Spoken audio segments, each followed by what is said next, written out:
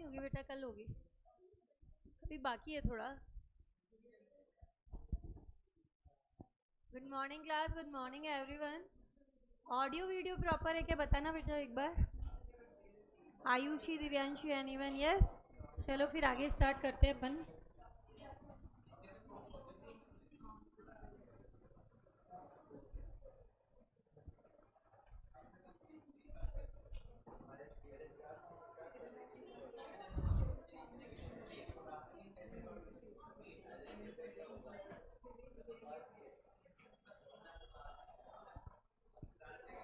देखो अपन ने यहाँ तक लिया था, आई थिंक यहाँ से स्टार्ट करना है। Rectification of register of member. Rectification of register, बेटा एक बार एक ये गेट लगा दो, कोई भी ढक दो बेटा एक बार। क्या बच्चे आते जाते हैं ना, डिस्टर्ब होता है ये।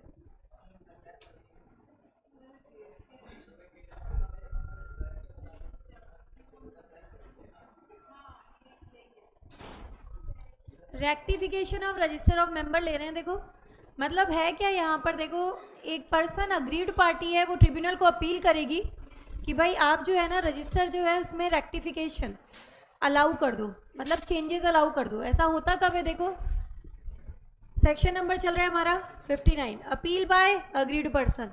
अगर किसी पर्सन को ऐसा लगता है कि बिना किसी कारण के उसका नाम कंपनी ने रजिस्टर ऑफ मेंबर में डाल दिया है जबकि वो मेंबर नहीं है, बिना किसी बात के उसका नाम रजिस्टर से हटा दिया गया है जबकि वो मेंबर है, या कंपनी ट्रांसफ़र को रजिस्टर करने में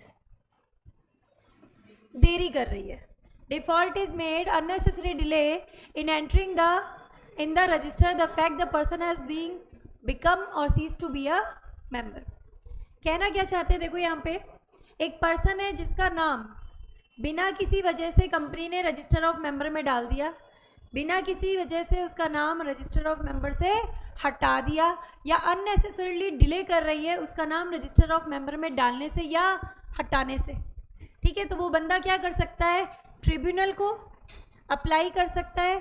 और अगर फॉरेन रजिस्टर की बात चल रही है तो competent court outside India, government की बेटा ट्रीटी होती है अलग अलग कंट्रीज़ के साथ, जिसमें ये होता है कि भाई हमारी कंट्री में आपकी ट्रिब्यूनल से रिलेवेंट ये वाली अथॉरिटी होगी। ठीक है, तो उस केस में जो भी कॉम्पिटेंट अथॉरिटी है उसके पास अप्लाई कर सकते हो for rectification of the register.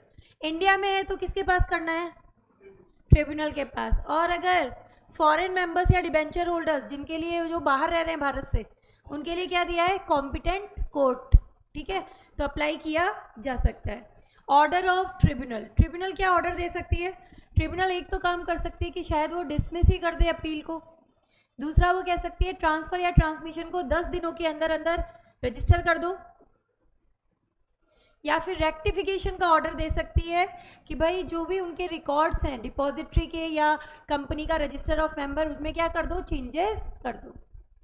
पूरा सेक्शन दोबारा बताऊं क्या कहना चाहता है। रेक्टिफिकेशन ये कहना चाहता है कि एक बंदा है जो अपील कर रहा है ट्रिब्यूनल को, किस चीज़ के लिए, उसका नाम कंपनी ने बिना किसी वजह के रजिस्टर ऑफ मेंबर में डाल दिया है जबकि वो मेंबर नहीं है, किसी भी गलती के बिना उसका नाम रजिस्टर ऑफ मेंबर से हटा दिया है जबकि वो मेंबर है, या कंपनी अननेसेसरली डिले कर रही है उसके शेयर्स ट्रांसफ़र को रजिस्टर करने से। अब वो अपील कर सकता है, विद इन इंडिया है तो किसकी बात कर रहे हैं, ट्रिब्यूनल को कर सकता है, या फिर फॉरेन रजिस्टर की बात चल रही है तो कॉम्पिटेंट अथॉरिटी। और क्या ऑर्डर दिया जा सकता है, ट्रिब्यूनल के द्वारा। ट्रिब्यूनल या तो बेटा इसको डिसमिस कर सकती है अपील को, या कह सकती है ऑर्डर दे सकती है कंपनी या डिपॉजिटरी को 10 दिन के अंदर अंदर क्या करो, इसको 10 दिन के अंदर अंदर ट्रांसफर या ट्रांसमिशन को रजिस्टर करो। लास्ट में क्या बोला, direct the rectification of record, कह सकती है कि रिकॉर्ड्स में रेलेवेंट चेंजेस करो। अगर आपने वहाँ पे गलती से नाम हटा दिया है तो उसका नाम डाल दो, और अगर नाम डाल दिया है तो उसका नाम हटा दो। चेंजेस करने के लिए बोला जा रहा है। Entitlement to voting right, provision जो है उससे किसी होल्डर के वोटिंग राइट्स में कोई असर नहीं पड़ेगा। सेक्शन 59(3) क्या कहता है? It shall not restrict the right of holder of securities to transfer the securities. वो इनको आगे ट्रांसफर भी कर सकता है, plus he will be entitled to voting right unless the voting right has been suspended by the order of tribunal. जब तक कि ट्रिब्यूनल ऑर्डर ना दे दे, क्या माना जाएगा कि जिसका नाम रजिस्टर ऑफ मेंबर में आ रहा है वो क्या कर सकता है?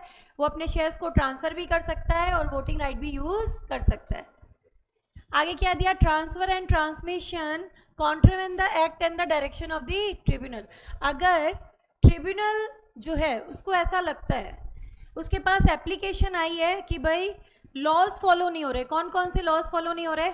SCRA, सेबी एक्ट और any other law for the time being in force, companies act in force. Tribunal जो है वो on application of the depository company, DP, holder, SEBI क्या डायरेक्शन दे सकती है? ये डायरेक्शन दे सकती है कि आप अपने रिकॉर्ड्स को रेक्टिफाई कीजिए और कॉन्ट्रावेंशन को दूर कीजिए। कंपनी या डिपॉजिटरी को ऑर्डर दिया जा सकता है कि आप कॉन्ट्रावेंशन को दूर कीजिए, मतलब लॉज को फॉलो कीजिए और अपने रजिस्टर में रेलेवेंट चेंजेस कीजिए। दोनों में अंतर क्या था? पहले वाले में तो एक पर्सन अपील कर रहा था ट्रिब्यूनल को या कॉम्पिटेंट अथॉरिटी को। क्या अपील कर रहे थे? ये अपील कर रहे थे कि भाई गलती से हमारा नाम डाल दिया गया है, हटा दिया गया है, या कंपनी डिले कर रही है, तो आप जो है वो कंपनी से कहो और इस चीज़ को सही करवाओ। दूसरे वाले में क्या बोला? दूसरे में ये बोला कि भाई जो कंपनी है वो आपके लॉज फॉलो नहीं कर रही है, SCRA, SEBI act, companies act, इनके प्रोविज़न फॉलो नहीं हो रहे। तो अब यहाँ पर एप्लीकेशन गई, एप्लीकेशन के बाद में ऑर्डर दिया जाएगा ट्रिब्यूनल के द्वारा कि भाई जो कंपनी या डिपॉजिटरी है वो क्या करे? लॉज को फॉलो करे और रेलेवेंट रजिस्टर में चेंजेस करे। तो एक छोटा सा ये बीच में प्रोविज़न दिया हुआ था जो मैंने आपको अभी समझाया। अभी अपन लेने जा रहे हैं alteration of share capital. Section number 61 important है अपने लिए, पूछा भी जाता है ये अपने से।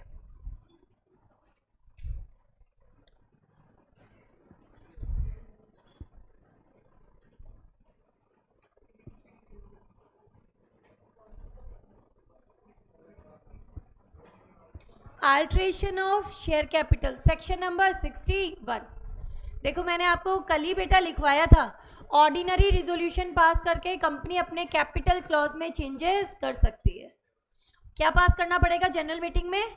ऑर्डिनरी रिजोल्यूशन, और AOA में ऑथराइजेशन होना चाहिए। तो कंपनी अपनी क्या कर सकती है? ऑथराइज शेयर कैपिटल को चेंज कर सकती है। अल्ट्रेशन ऑफ शेयर कैपिटल में क्या क्या चीज़ें दी हुई हैं? देखो, पहला, increase the authorise capital. Authorise capital वो मैक्सिमम अमाउंट है जो कंपनी अपनी लाइफ टाइम में फ्लोट कर सकती है। ठीक है, अब अपनी कंपनी जो है वो ग्रो कर रही है और उसको लग रहा है कि ऑथराइज कैपिटल का अमाउंट हमें बढ़ाना चाहिए। क्या करना है? जनरल मीटिंग बुलाओ, OR पास कराओ, ऑर्डिनरी रेजोल्यूशन। तो पहला केस क्या हुआ? Increasing the authorise share capital. दूसरा पॉइंट क्या कहता है?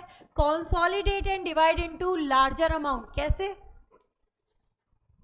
10 रुपए का शेयर है, आप उसे कितने रुपए का करना चाह रहे हो? 100 रुपए का। इसको बोला जाता है कंसोलिडेशन। 10 रुपए का एक शेयर है आपकी कंपनी का, आप उसे कितने का करना चाहते हो? 100 रुपए का। This is known as consolidation. आप शेयर्स को कंसोलिडेट कर रहे हो। ठीक है, अगर आप इस तरीके से कंसोलिडेट कर रहे हो तो ये तरीका जो है ना कंपनियां कब अपनाती हैं? क्यों? अगर आपके शेयर का डिनोमिनेशन बढ़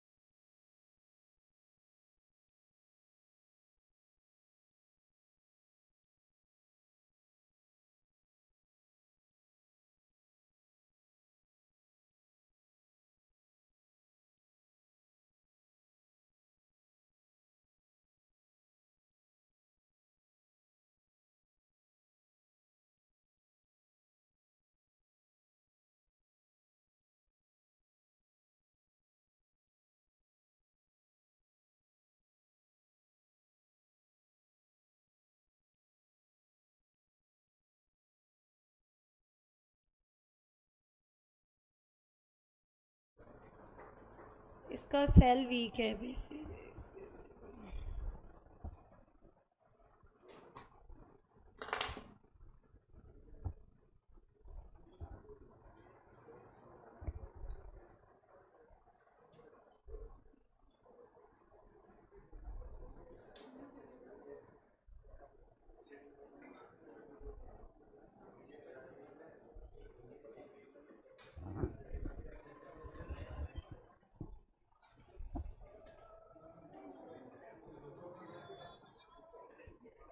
sir hello sir, cell weak है एक्चुअली, ऑडियो नहीं जा पा रहा प्रॉपर।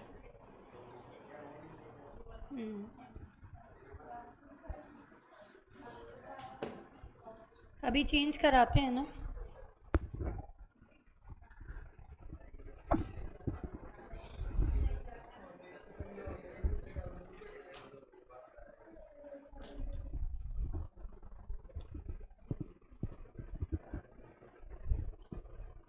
यहाँ तक समझ आ गया था क्या आप लोग को? बताओ, अभी तो आई थिंक ऑडियो जा रहा है थोड़ा। तो यहाँ तक आप लोग देख लो, आपको समझ आ गया क्या? एक बार हमने पढ़ा है अल्ट्रेशन ऑफ शेयर कैपिटल। थोड़ा सा वीक है सेल इसके अभी। दीक्षा अभी प्रॉपर आ रही है क्या? बताना बेटा एक बार। यस, तो एक बार समझ लो, वो चेंज कर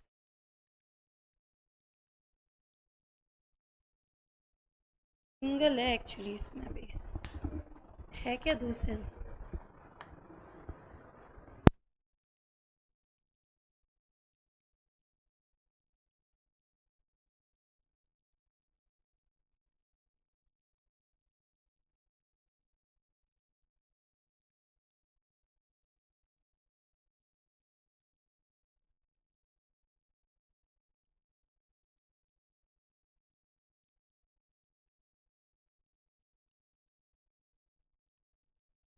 ठीक है,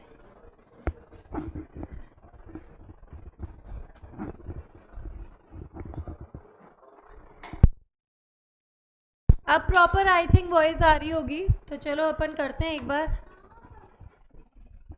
अल्ट्रेशन ऑफ शेयर कैपिटल लिया अपन ने। अल्ट्रेशन ऑफ शेयर कैपिटल हमने बोला कि 5 केस में हो सकता है। पहला हमारा क्या कहता है? Increase of authorise share capital. दूसरा हमने बोला कंसोलिडेशन। तीसरा हमने बोला स्टॉक को शेयर में या शेयर को स्टॉक में कन्वर्ट करना। चौथा बोला हमने सब डिवाइड। ठीक है, और लास्ट बोला cancel the shares which are not agreed to be taken by anyone, diminution. ठीक है, करना क्या पड़ता है? आर्टिकल्स में ऑथराइजेशन होना चाहिए, जनरल मीटिंग बुलाओ, ओआर पास कराओ, फिर उसकी जो कॉपी है आपको किसके पास फाइल करनी है? आरओसी के पास। क्या लिखा हुआ है देखो, ऑथराइजेशन इन एओए क्या करनी है? जनरल मीटिंग बुलाओ, ऑर्डिनरी रिजोल्यूशन पास कराओ, शेयर कैपिटल अल्टर हो गई। 30 डेज के अंदर अंदर आरओसी को इन्फॉर्म कर देंगे अबाउट दिस चेंज। अब वो क्या करेगा? इसको नोट कर लेगा। ठीक है, तो ये अपना पूरा प्रोसेस था अल्ट्रेशन ऑफ शेयर कैपिटल का।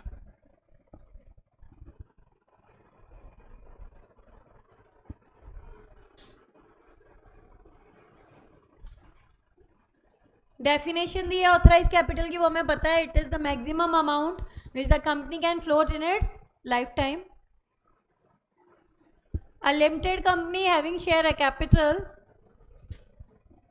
क्या कर सकती है? उसके पास पावर है कि वो अपने एमओए के कैपिटल क्लॉज को चेंज कर सकती है।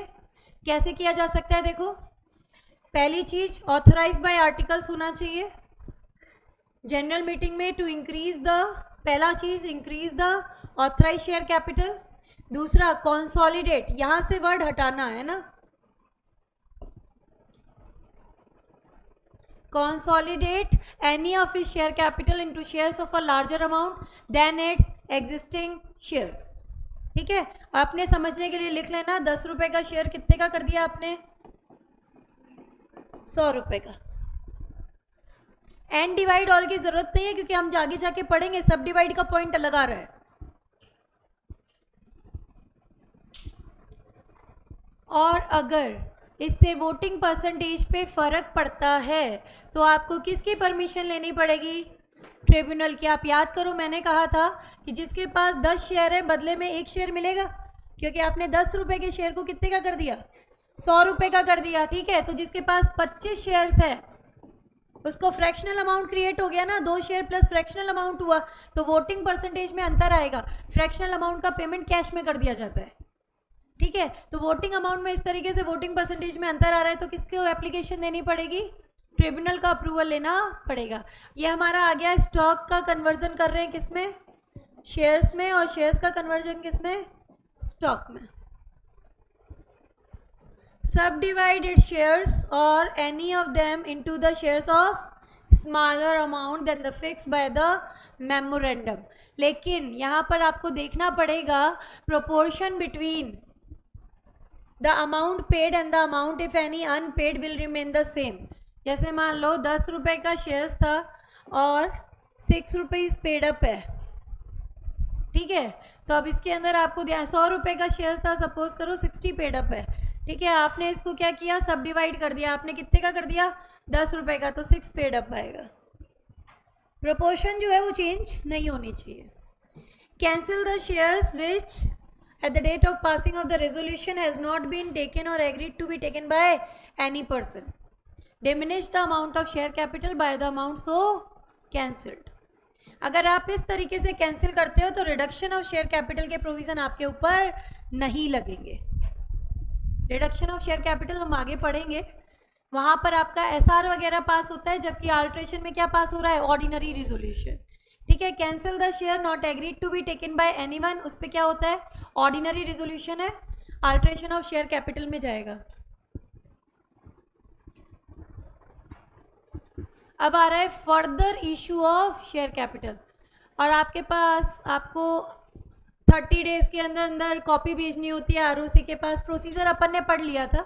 जनरल मीटिंग में क्या बुलाना है, ओआर पास कराना है। आर्टिकल्स में क्या होना चाहिए, ऑथराइजेशन होना चाहिए, वो अपन पढ़ चुके हैं प्रोसेस। अपन क्या लेने जा रहे हैं, section number 62।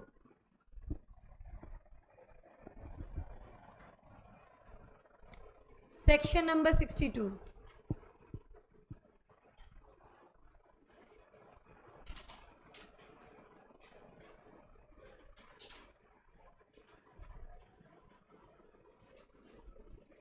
Issue of further share, issue of further share, section number 62 क्या कहता है बेटा हमारा, कि भाई अगर कंपनी दोबारा से शेयर्स जारी कर रही है तो पहला ऑप्शन हमेशा किसको देती है, एग्जिस्टिंग शेयर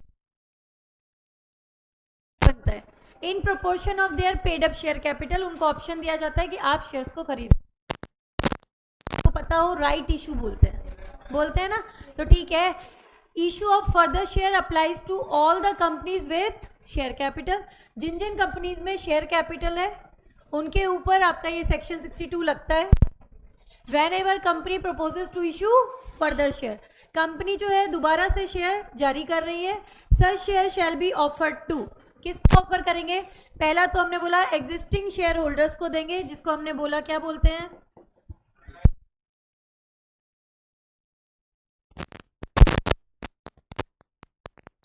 एम्प्लॉइज स्टॉक।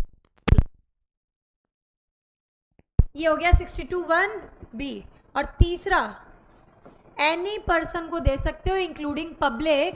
क्या पास कराना पड़ता है, ईसॉप के थ्रू करोगे तो स्पेशल रेजोल्यूशन है, पब्लिक में किसी को भी दोगे तो स्पेशल रेजोल्यूशन है। कन्वर्जन ऑफ लोन डिबेंचर्स वगैरह जारी कन्वर्ट हो रहे, कन्वर्टिबल डिबेंचर्स थे आपके, ठीक है। तो फर्दर शेयर्स तो आपको जारी करने पड़ गए ना। सेक्शन क्या आ गया आपका, क्या कहना चाहता है कि कंपनी नए शेयर्स जारी कर रही है, पहला ऑप्शन एग्जिस्टिंग वालों को देगी जिसको हम बोलेंगे राइट इशू। दूसरा बोला अपने एम्प्लॉयज़ को दे सकती है, एम्प्लॉयज़ स्टॉक ऑप्शन प्लान में, ठीक है। तीसरा किसको दे सकती है, एनीवन फ्रॉम द पब्लिक को भी दे सकती है। तो वो हो गया हमारा, इसमें भी क्या पास करना है, स्पेशल रिजोल्यूशन, ठीक है। लास्ट में बोला कि अगर आपका कोई डेप्ट या लोन है वो कन्वर्ट हुआ है इक्विटी के अंदर, ठीक है, तो उसके लिए भी आपकी कैपिटल तो इंक्रीज हो ही गई ना, you are have to issue further share. तो इसका एक पार्ट दे दिया 62(3), पूरा सेक्शन 62 इसी को कंट्रोल करेगा। अभी अपन क्या लेने जा रहे हैं, सबसे right, company want to raise fund by further issue of share capital. Right issue जो होता है उसके लिए आपको नोटिस देना है। किसको दोगे नोटिस? एग्जिस्टिंग ऑफर ओपन हो उससे पहले 3 दिन पहले नोटिस देना है। कैसे नोटिस दे सकते हो? रजिस्टर्ड पोस्ट से, स्पीड पोस्ट से, इलेक्ट्रॉनिक कोरियर या फिर डिलीवरी। एग्जिस्टिंग शेयर होल्डर को आप क्या बोलोगे कि आप हमारे शेयर परचेज कर लो। क्या जानकारी होगी? कितने शेयर्स आप ऑफर कर रहे हो, कितने दिन के अंदर, कम से कम 15 दिन, 15 to 30 डेज का टाइम पीरियड दिया होता है। रिनंसिएशन इस नहीं लेना चाहो तो आप किसी और को ट्रांसफर कर सकते हो।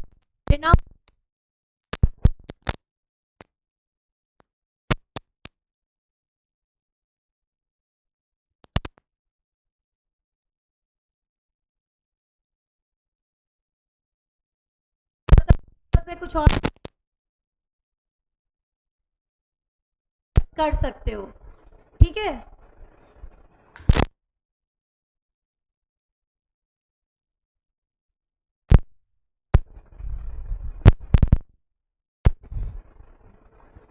इशू क्या आ रहा है मुझे नहीं पता भाई इसका।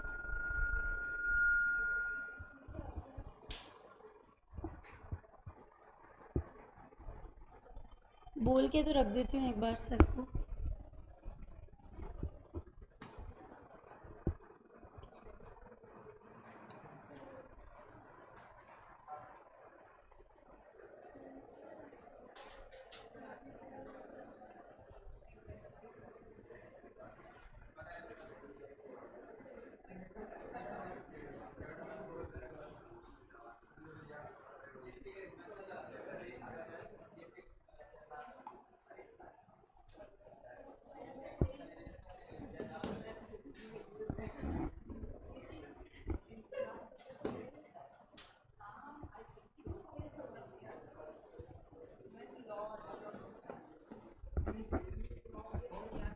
अब प्रॉपर आ रही है क्या बताना बेटा एक बार।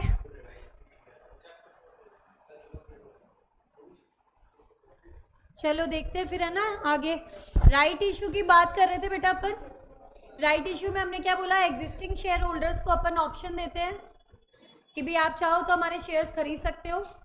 ऑफर ओपन होगा उसके 3 दिन पहले आप इनको नोटिस देते हो, ऑफर लेटर भेजते हो। ऑफर लेटर में आप ये बताते हो कि कितने अमाउंट ऑफ शेयर्स हैं और कितने दिन के लिए ऑफर आपके पास है, 15 से 30 दिन, ठीक है। और रिनंसिएशन स्टेटमेंट जाएगा कि भाई आप अगर नहीं लेना चाहो तो आप अपनी जगह किसी और को भी ये चीज़ ट्रांसफ़र कर सकते हो। या तो आप इशू करते हो in proportion of paid up share capital आप देते हो, प्लस आप एट प्रीमियम भी दे सकते हो और एट पार भी दे सकते हो। एट डिस्काउंट तो आपको पता है अलाउड ही नहीं होता, एट डिस्काउंट अलाउड नहीं होता। एग्जिस्टिंग शेयर होल्डर क्या क्या कर सकते हैं भाई? एग्जिस्टिंग शेयर होल्डर 3 काम कर सकते हैं। पहला तो वो क्या कर सकते हैं? एक्सेप्ट कर सकते हैं। दूसरा क्या कर सकते हैं? किसी और को रिनाउंस कर सकते हैं। और तीसरा रिजेक्ट कर सकते हैं। अगर इन्होंने रिजेक्ट कर दिया तो कंपनी क्या करेगी? किसी और को दे सकती है ये शेयर्स, किसी भी तरीके से जो इसको लगता है कंपनी के लिए डिसएडवांटेजियस ना हो। Offer shares to someone else in a manner not disadvantageous to the company issued by the board of directors. समझ आई चीज़ कि नहीं आई? राइट इशू बताओ मुझे। राइट इशू क्या कहना चाहता है? राइट इशू बोलता है कि जब भी कंपनी फर्दर शेयर जारी करती है सबसे पहले ऑप्शन देती है अपने एग्जिस्टिंग वालों को कि तुम जो है अपनी जो तुम्हारी पेड अप कैपिटल होती है उसके अकॉर्डिंग ऑप्शन मिलता है। मतलब जिसके पास जितने ज़्यादा शेयर्स हैं उसको उतना ज़्यादा राइट इशू मिलेगा, ठीक है। वो कर सकता है क्या एक्सरसाइज कर सकता है? राइट्स खरीदने का भी कर सकता है। उसको ऑफर लेटर जारी किया जाता है, नोटिस देते हैं कम से कम 3 दिन पहले। नोटिस में लिख के जाएगा आपके ऑफर लेटर में कि भाई कितने शेयर्स हम आपको देना चाहते हैं, कितने दिन के अंदर आपको ये ऑप्शन एक्सरसाइज करना है, 15 से 30 दिन। और रिनंसिएशन स्टेटमेंट साथ में जाएगा कि अगर आप नहीं लेना चाहते तो आप अपनी जगह ये राइट किसी और को ट्रांसफ़र कर सकते हो। अब वो क्या होगा? वो मेंबर या तो इसको यूज़ कर लेगा, राइट को एक्सेप्ट कर लेगा, और या फिर रिनाउंस कर देगा। इन दोनों केस में तो हम उसको शेयर्स जारी कर देंगे। और अगर वो मना करता है तो बोर्ड ऑफ डायरेक्टर किसी को भी दे सकते हैं ये shares in a manner not disadvantage to the company. This is the whole provision regarding right issue.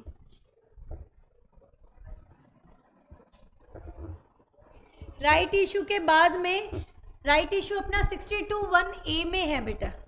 अब क्या पढ़ रहे हो? 62(1)(b). हमने पढ़ा था ना एम्प्लॉयज स्टॉक ऑप्शन प्लान के अंदर भी दे सकते हैं. एम्प्लॉयज स्टॉक ऑप्शन प्लान क्या होता है वो सुनो. आपने स्वेट इक्विटी पढ़े थे. बच्चे कंफ्यूज होते हैं कि ये स्वेट इक्विटी और एम्प्लॉय स्टॉक ऑप्शन एक जैसे ही तो हैं, बट ऐसा नहीं होता. दोनों का पर्पस अलग अलग है. स्वेट इक्विटी शेयर्स का पर्पस होता है टू रिवॉर्ड द एम्प्लॉयज़ जिन्होंने आपकी कंपनी के लिए बहुत ज़्यादा हार्ड वर्क किया है, वैल्यू एडिशन किया है, know how, intellectual property right, उनको आप शेयर्स देते हो एट डिस्काउंट और for consideration other than cash. ठीक है, यहाँ पे अलग चीज़ है. ये है तुम्हारा एम्प्लॉयज़ स्टॉक ऑप्शन प्लान. इसको इंट्रोड्यूस किया था यहाँ पर इन्फोसिस ने सबसे पहली बार. ठीक है, एक बंदा है इन्फोसिस में, नंदन नीलकेनी, उसके पास नियरली 10,000 करोड़ रुपीज़ के ईसॉप है. होता क्या है, IT इंडस्ट्री में सबसे मुश्किल काम है एम्प्लॉय को रोक के रखना. जैसे ही वो काम सीख जाता है, they are million of players जिनको क्या चाहिए, लर्नेड और एक्सपीरियंस बंदा चाहिए, वो उसको तोड़ के ले जाते हैं. तो यहाँ पर ईसॉप की फिलॉसफी काम करती है.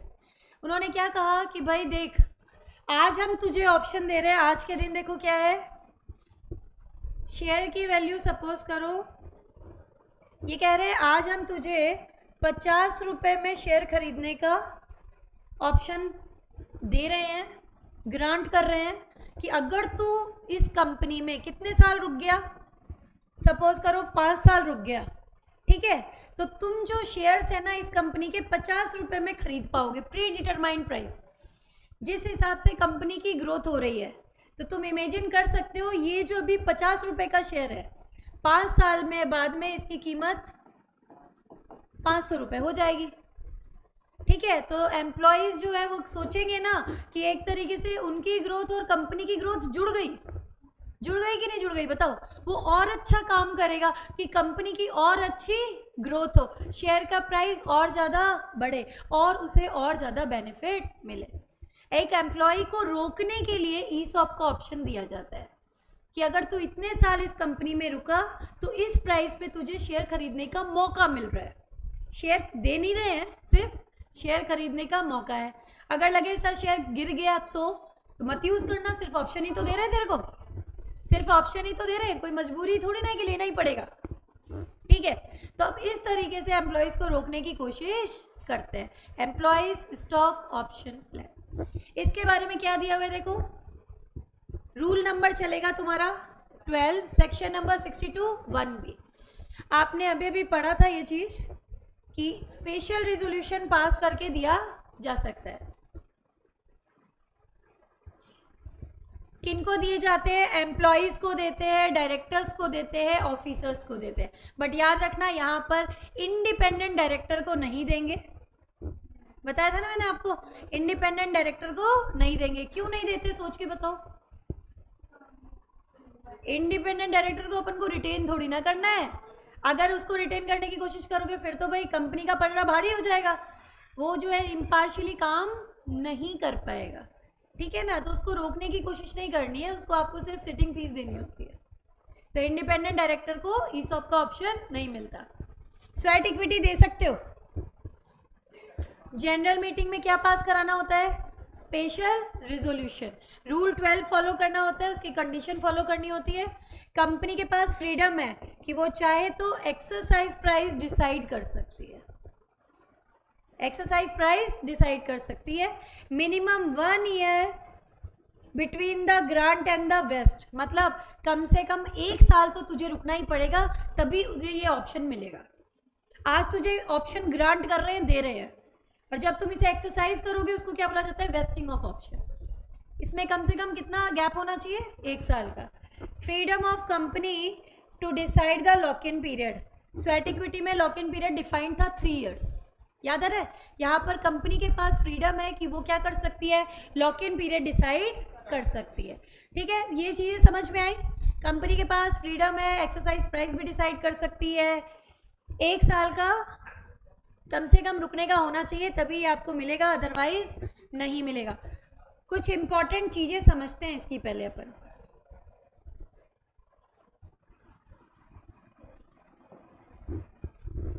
जैसे मान लो कंपनी ने मुझे ईसॉप का ऑप्शन दिया, कुछ चीज़ें जनरल डिस्कस कर रहे हैं, अभी ये अपने आएंगी, है ना।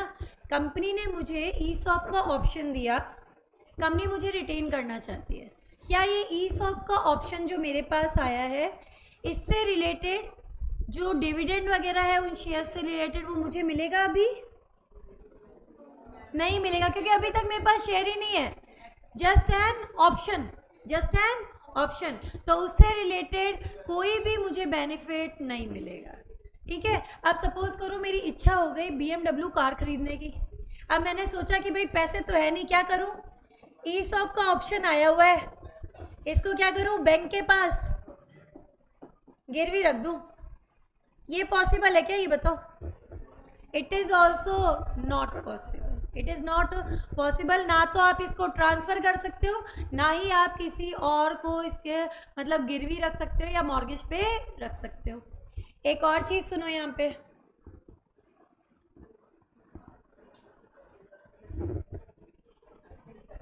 कंपनी में 2 एम्प्लॉई हैं, एक है मिस्टर एक्स और एक है मिस्टर वाई। मिस्टर एक्स जो है वो कंपनी में बहुत अच्छा काम कर रहा है, बेहतरीन परफॉर्मेंस है उसका, ठीक है। तो कंपनी ने उसे क्या ऑप्शन दे दिया? ईसॉप का ऑप्शन दे दिया।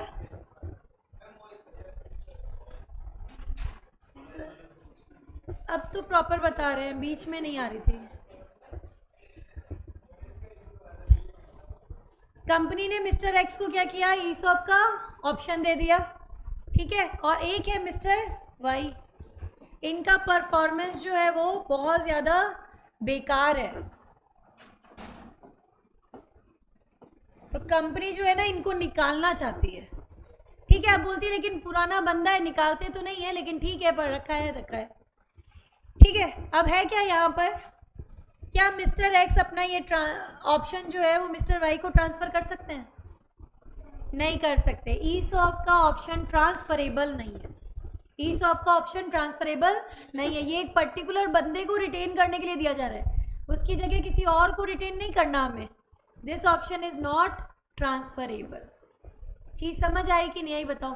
ना तो ये ट्रांसफ़र कर सकते हो आप किसी और को, ना आप इसे प्लेज या मॉर्गेज पे रख सकते हो, ना ही इन शेयर से रिलेटेड कोई आपको डिविडेंड या कोई भी बेनिफिट मिलेगा, क्योंकि this is only an option.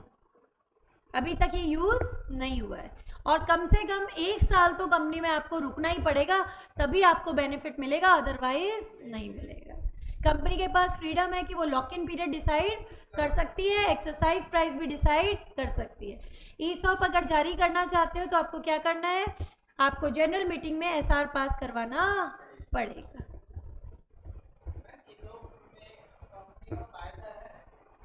Company का फायदा है, कैसे नहीं है?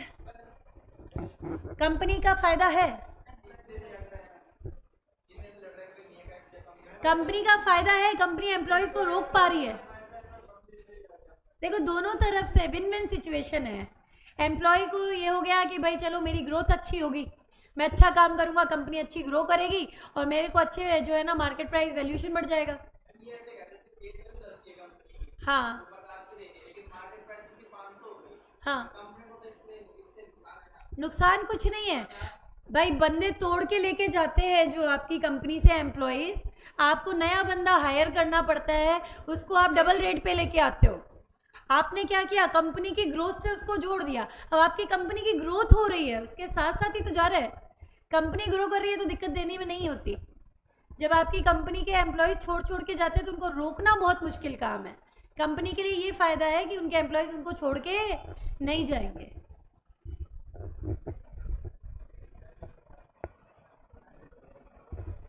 यहाँ पे देखो आ रहा है further issue of share capital right issue. कहाँ से लोगे बेटा? यहाँ से लेना, offering of issue of shares, section number 62। इससे पहले जनरल इंट्रोडक्शन है, आप चाहो तो रीडिंग लगा सकते हो, नहीं भी लगाओगे तो चलेगा। Where at any time company having share capital, propose to increase is subscribe capital by issue of further share. कभी भी एक कंपनी फर्दर शेयर जारी करना चाहती है। To person who at the date of offer are the holders of equity shares of the company, मतलब existing share holders. Existing share holders को पहला ऑप्शन देगी, किस प्रोपोर्शन में देगी? In proportion to the paid up share capital. क्या क्या condition पूरी होनी चाहिए? पहला देखो, आप उनको क्या दोगे? Offer shall be made by notice. Notice में क्या बताओगे? इतने नंबर ऑफ शेयर्स हम आपको दे रहे हैं, कितना समय है? 15 से 30 दिन, जिसके अंदर आप ये ऑप्शन यूज कर सकते हो। अगर आपने यूज नहीं किया 15 से 30 दिन में, तो क्या मानेंगे कि आपने इस ऑप्शन को डिक्लाइन कर दिया, मना कर दिया। 15 to 30 डेज का पीरियड है। अगर आपने एक्सेप्ट नहीं किया तो माना जाएगा कि आपने ऑप्शन को डिक्लाइन कर दिया, मना कर दिया। Unless the article provide otherwise, offer shall be deemed to include a right exercisable by a person to renounce the share. मतलब आपको राइट शेयर का ऑप्शन दिया गया है तो आप किसी और को रिनाउंस कर सकते हो, यानी कि ट्रांसफ़र कर सकते हो कि मेरी जगह ये वाले शेयर्स, राइट शेयर्स जो हैं वो ये खरीदेगा। और इस चीज़ को नोटिस में भी बताया जाता है कि आपके पास रिनंशिएशन का राइट है, आप अपनी जगह किसी और को भी शेयर लेने का मौका दे सकते हो।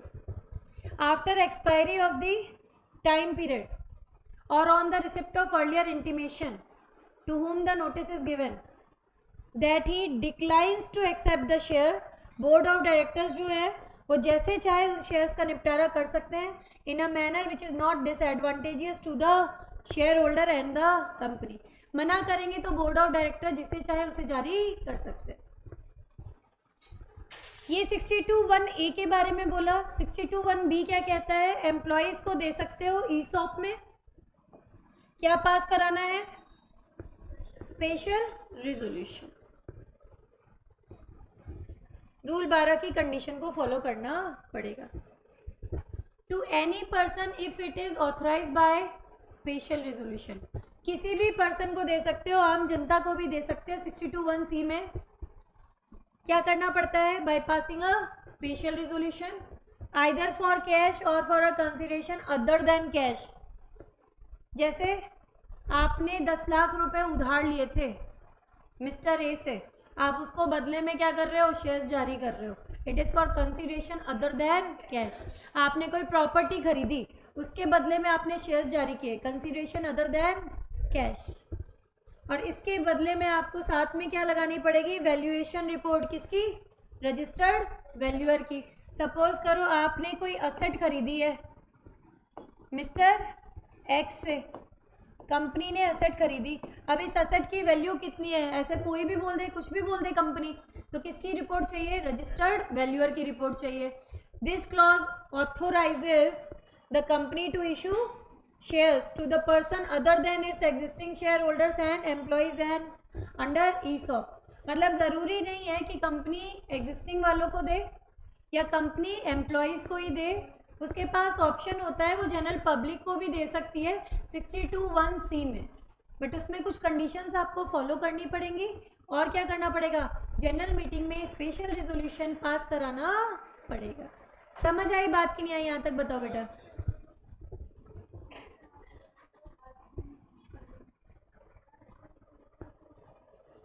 ये चीज़ अपन को लर्न करनी है बेटा। यहाँ से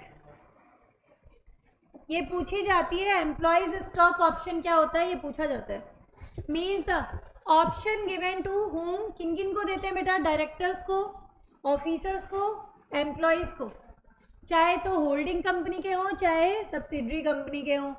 ठीक है, क्या देते? चाहे विद इन इंडिया हो चाहे आउटसाइड इंडिया हो, दोनों कवर्ड हैं इसमें। इनको एक ऑप्शन दिया जाता है बेनिफिट और राइट टू परचेज और to subscribe for the shares of the company at a future date at a predetermined price, कि आप 5 साल बाद इतने रुपए में कंपनी का शेयर्स खरीद सकते हो। ईसॉप किसको दिया आपने? डायरेक्टर्स को, ऑफिसर्स को और एम्प्लॉयज़ को, चाहे तो होल्डिंग कंपनी के, चाहे तो सब्सिडरी कंपनी के, चाहे विद इन इंडिया हो चाहे आउटसाइड इंडिया हो। आप उनको एक ऑप्शन देते हो, बेनिफिट और right to purchase the shares at future date at predetermined price. ठीक है। In case of unlisted company क्या लगेगा? रूल 12। और अगर आपकी लिस्टेड कंपनी है तो सेबी की गाइडलाइन।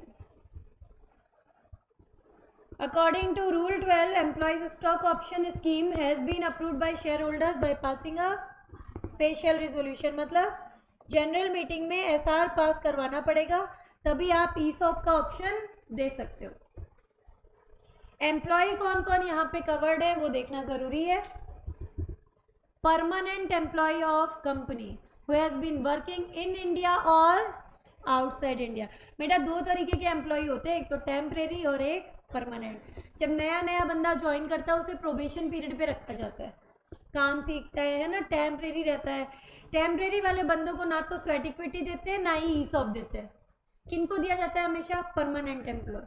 दूसरा यहाँ पे बोला किनको देंगे? Director of the company whether whole time director or not, but excluding a independent director. क्यों? अगर इंडिपेंडेंट डायरेक्टर को ईसॉप दे दिया तो वो इंडिपेंडेंसी से काम नहीं कर पाएगा, उसकी ऑब्जेक्टिविटी और इंटीग्रिटी हर्ट होगी। समझ में आई चीज़ कि नहीं आई बताओ? तो इसलिए हमें रोकना नहीं है।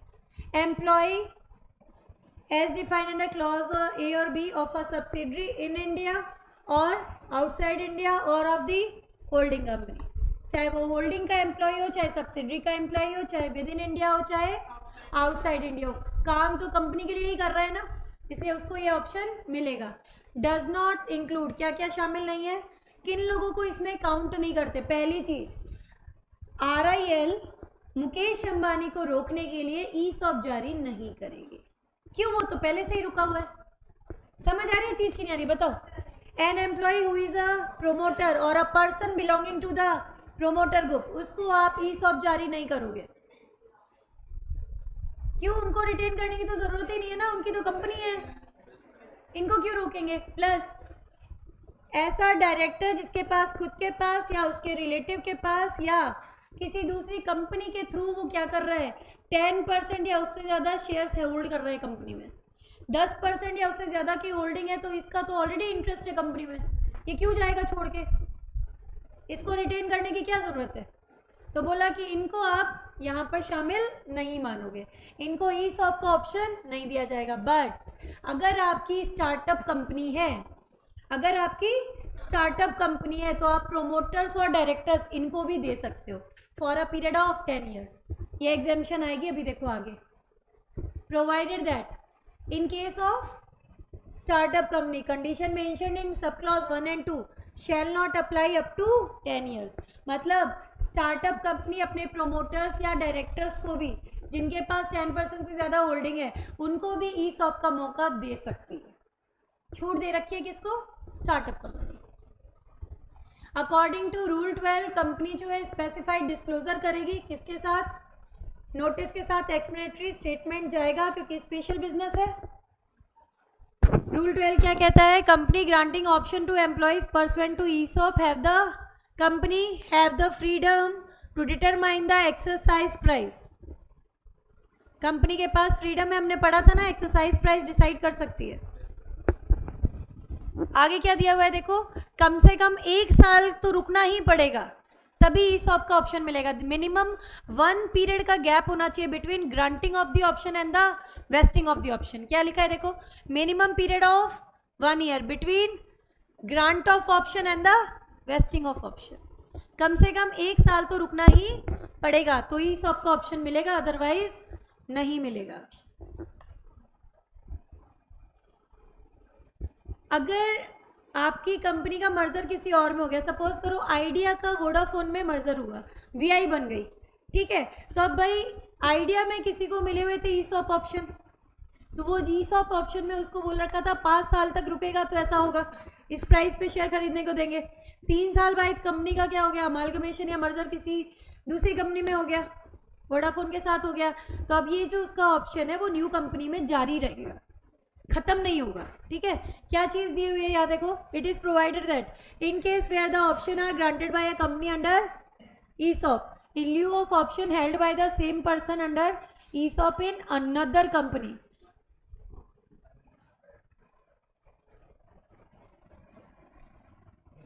which has merged or amalgamated with the first mentioned company. The period during which the option granted by merging company were held will be adjusted against the minimum period vesting required under this clause. क्या कहना चाहते हैं, easy language में लिख लो side में. The period of ESOP, the period of ESOP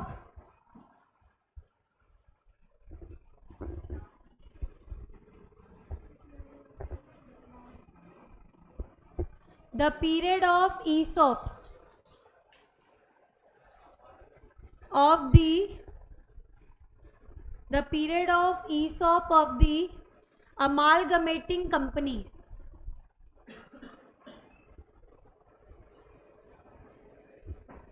the period of ESOP of the amalgamating company will be adjusted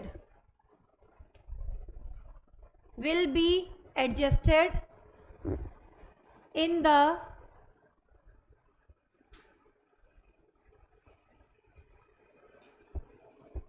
new company, will be adjusted in the new company, will be adjusted in the new company. Example से कैसे याद किया, idea का Vodafone के साथ merger हो गया, VI बन गई.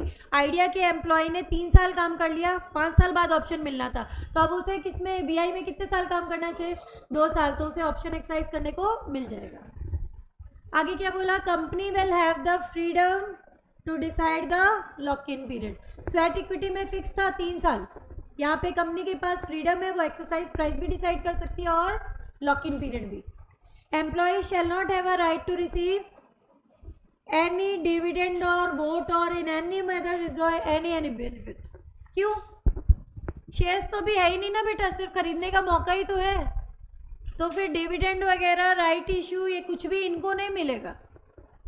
That will not have any right to receive dividend, right to vote, any benefit arising out of share. क्यों, अभी तक शेयर्स इनके पास है ही नहीं ना, इनके पास तो सिर्फ शेयर खरीदने का मौका है, ठीक है. आगे क्या बोला, option granted shall not be transferable to any other person. हमने अभी बात बताई थी आपको, मिस्टर एक्स को ESOP का ऑप्शन मिला, मिस्टर वाई को ट्रांसफर नहीं कर सकते.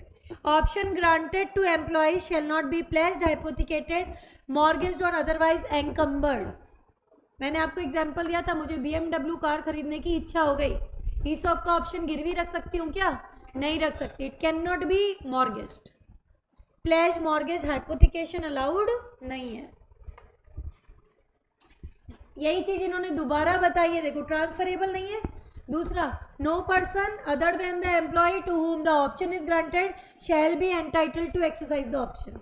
मतलब this option is not transferable. Again want to say, अच्छा एक लॉ ने बहुत अच्छी चीज़ बनाई, अगर किसी एम्प्लॉय की डेथ हो जाती है या वो परमानेंटली इनकेपेबल हो जाता है, तो इन केसेस में ऑप्शन तुरंत एक्सरसाइज किया जा सकता है बाय देयर लीगल रिप्रेजेंटेटिव. समझ आई चीज, क्या लिखा है देखो, in the event of death of employee while in employment all the options granted to him till such death will vest in the legal heir और नॉमिनी. भाई अब इसमें एम्प्लॉय की कोई गलती थोड़ी ना बेटा, उसकी डेथ हो गई या वो हो गया permanently incapable while in employment, तो सारे ऑप्शन किसको आ जाएंगे, ट्रांसफर हो जाते हैं. Option granted to him as on the date of the permanent incapacitation shall vest to him in on that day. 5 साल की बात हुई थी, 3 साल बाद में परमानेंटली इनकैपेबल हो गया, तो उसको बोलते हैं आज के दिन तेरे पास तो ऑप्शन आ गया. और डेथ के केस में लीगल रिप्रेजेंटेटिव को तुरंत ऑप्शन दे दिया जाएगा. इन इवेंट ऑफ रेजिग्नेशन और टर्मिनेशन, अब ये तो अलग चीज़ है ना, या तो इसने कुछ गड़बड़ की है, या ये छोड़ के जा रहा है, या इसे निकाला जा रहा है, टर्मिनेशन आ रहा है कि नहीं आ रहा है. अब इस केस में तो क्या होगा, जो भी उसका ऑप्शन है वो आपका एक तरीके से डिक्लाइन खत्म ही मान ले. भाई 5 साल तक रुकने की बात हुई थी, 3 साल बाद में रिज़ाइन कर दिया, तो ये ऑप्शन तो खत्म हो गया कि नहीं हो गया बताओ. all the option not vested in the employee on that day will expire. Resignation termination में तो एक्सपायर हो जाएंगे, डेथ के केस में तुरंत मिल जाएंगे किसको, लीगल रिप्रेजेंटेटिव को, और अगर परमानेंटली इनकेपेबल हो गया तो उसको उसी दिन मोर ऑप्शन एक्सरसाइज करने का मौका दे दिया जाएगा. डिस्पैच ऑफ नोटिस, आप याद करो मैंने कहा था आपसे, राइट इशू के केस में 62(1)(a) नोटिस भेजा गया था एग्जिस्टिंग शेयर होल्डर को, ऑफर ओपन होगा उससे कम से कम कितने दिन पहले, 3 दिन पहले.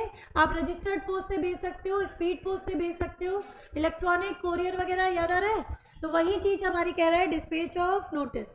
क्या चल रहा है तुम्हारा इसमें, देखो 62(1)(a) ही चल रहा है, ये आपका राइट इशू वाला टॉपिक है ना. उसमें requires that the notice shall be dispatch through, किस किस तरीके से भेज सकते हो, registered post, speed post, electronic mode, courier or any other manner having proof of delivery to all its existing shareholders at least 3 days before the opening of the issue. कम से कम 3 दिन पहले नोटिस देना है एग्जिस्टिंग शेयर होल्डर्स को.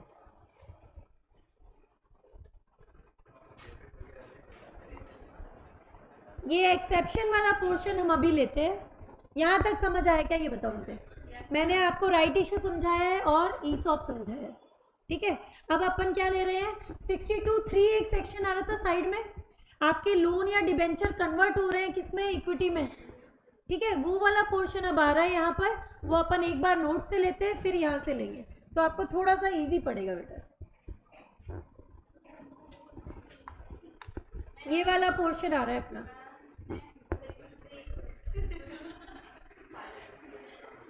ज़्यादा तो नहीं दे पाऊंगी बेटा, देखो एक्चुअली क्योंकि अपन कल में फिनिश करना चाह रहे हैं, और अगर अपना हुआ तो फिर एक्सटेंड होने के चांसेस है बेटा, क्योंकि अपना टाइम जो है आज कम है. आज चलो ठीक है, 5 मिनट्स का ब्रेक लेते हैं फिर कंटिन्यू करेंगे अपन.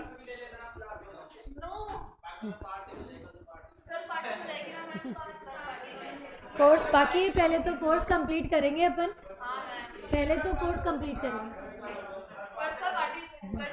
अच्छा चलो 5 मिनट का ब्रेक लेते हैं फिर कंटिन्यू करते हैं ना.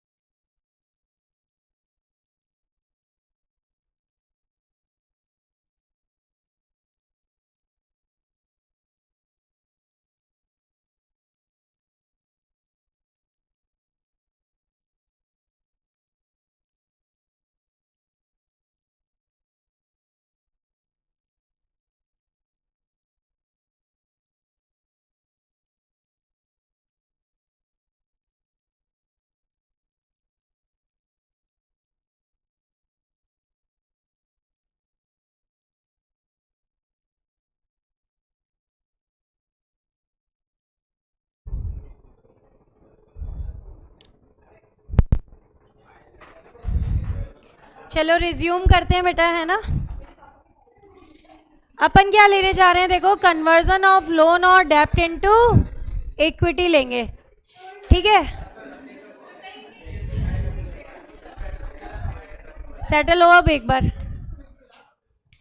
Conversion of loan or dept into equity मतलब लोन या डेप्ट जो कंपनी ने लिया है उसको कन्वर्ट कर रहे हैं, किसके अंदर कन्वर्ट कर रहे हैं, इक्विटी में, ठीक है।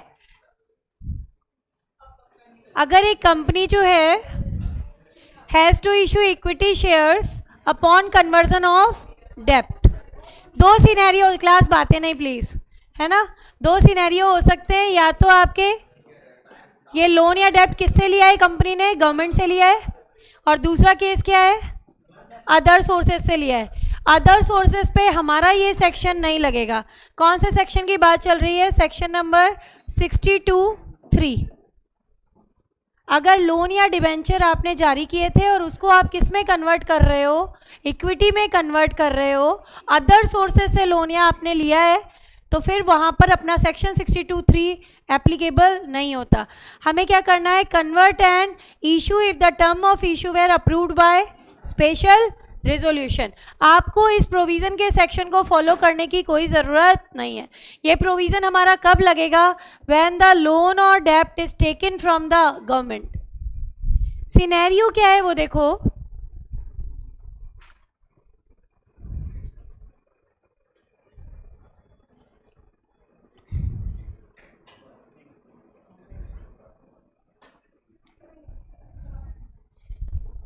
एक कंपनी है जिसमें प्रोमोटर्स जो हैं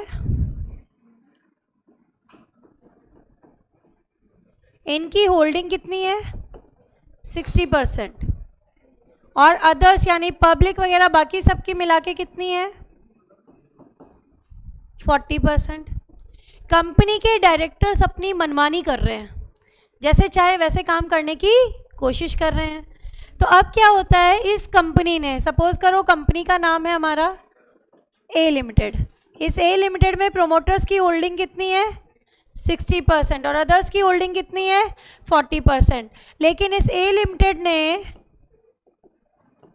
10 करोड़ रुपए का लोन ले रखा है, किससे, गवर्नमेंट से।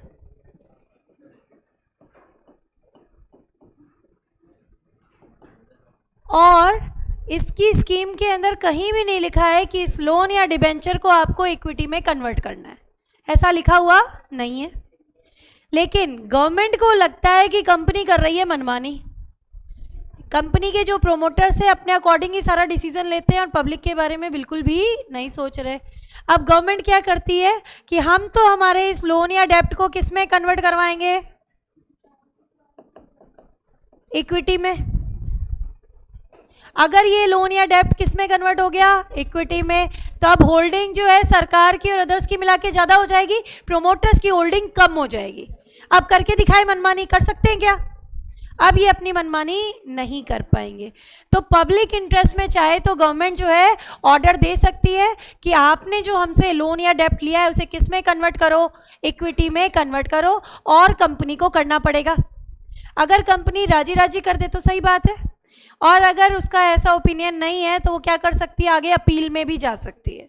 60 डेज के अंदर अंदर वो अपील कर सकती है ट्रिब्यूनल से, कह सकती है कि गवर्नमेंट जो है हमारे साथ नाइंसाफ़ी कर रही है, हमें गवर्नमेंट का ये डिसीजन मंजूर नहीं है, हम इसे इक्विटी में कन्वर्ट नहीं करना चाहते।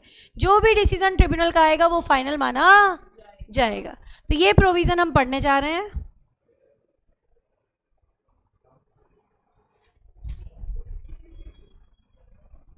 अब इसमें देखो, in case issued to the government if in public interest considering the factors, government को अगर सही लगता है it can direct the conversion without terms also. बातें नहीं क्लास, गवर्नमेंट कह सकती है बिना टर्म्स के भी आप तो कन्वर्ट करो, आपके टर्म्स में नहीं लिखा हुआ है कि आपको इस डेप्ट को या लोन को किस में कन्वर्ट करना है, इक्विटी में, लेकिन गवर्नमेंट का ऑर्डर आया है कि हमारे इस लोन या डेप्ट को किस में कन्वर्ट करो, इक्विटी में।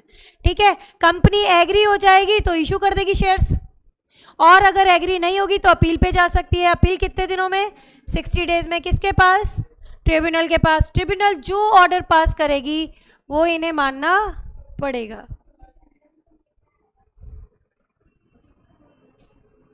यहां तक समझ आई बात कि नहीं आई बताओ? तो यही प्रोविजन यहां पे एक बार अपन आईसीआई से ले रहे हैं।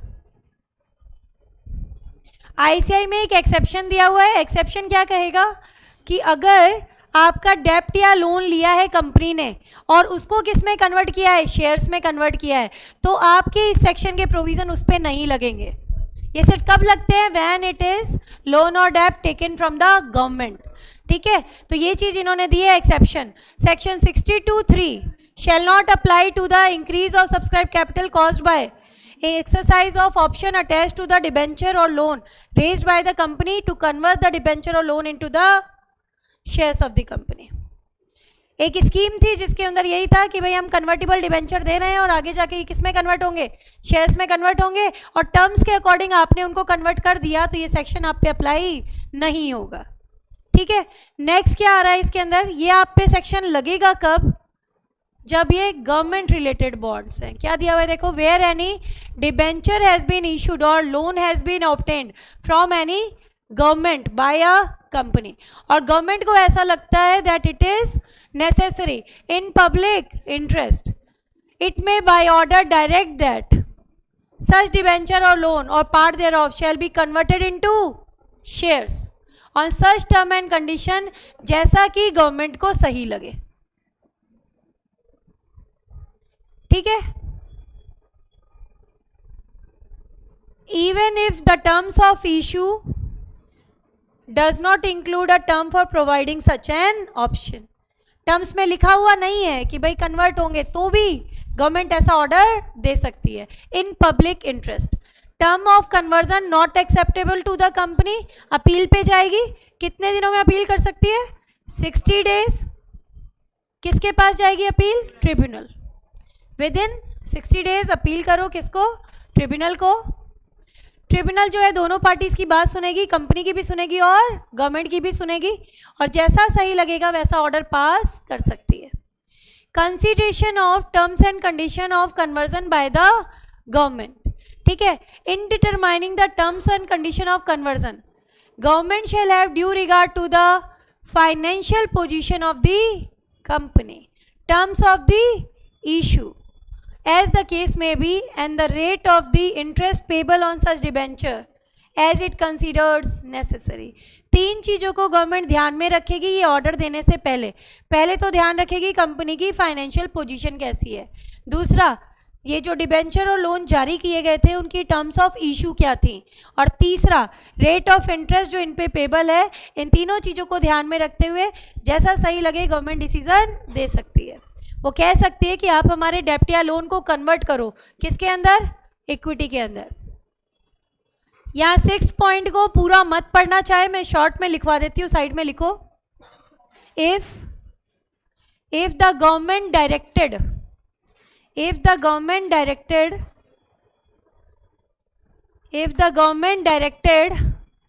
कन्वर्जन ऑफ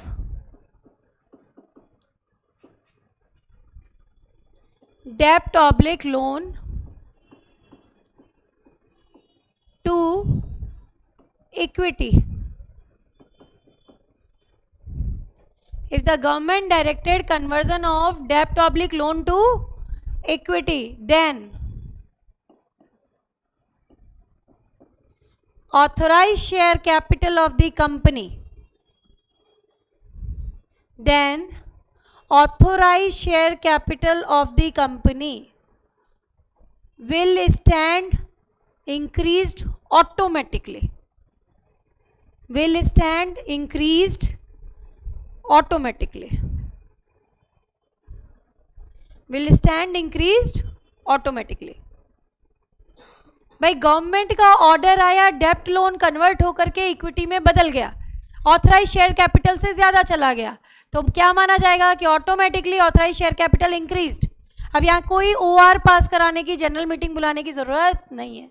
आप सिंपली क्या करो, आरओसी को 30 दिन में नोटिस दे दो और रेलेवेंट एमओए में चेंजेस कर दो। परमिशन वगैरह लेने की जरूरत नहीं है। क्यों नहीं है? क्योंकि ऑर्डर किसका आया बेटा? गवर्नमेंट का। एक एग्जाम्पल भी दे रखा है इसके अंदर, ये पढ़ना एक बार। एक कंपनी है, नए शेयर जो है नॉन मेंबर्स को देना चाहती है, दे सकती है क्या? एग्जिस्टिंग वाले कह रहे हैं ये तो इनवैलिड है।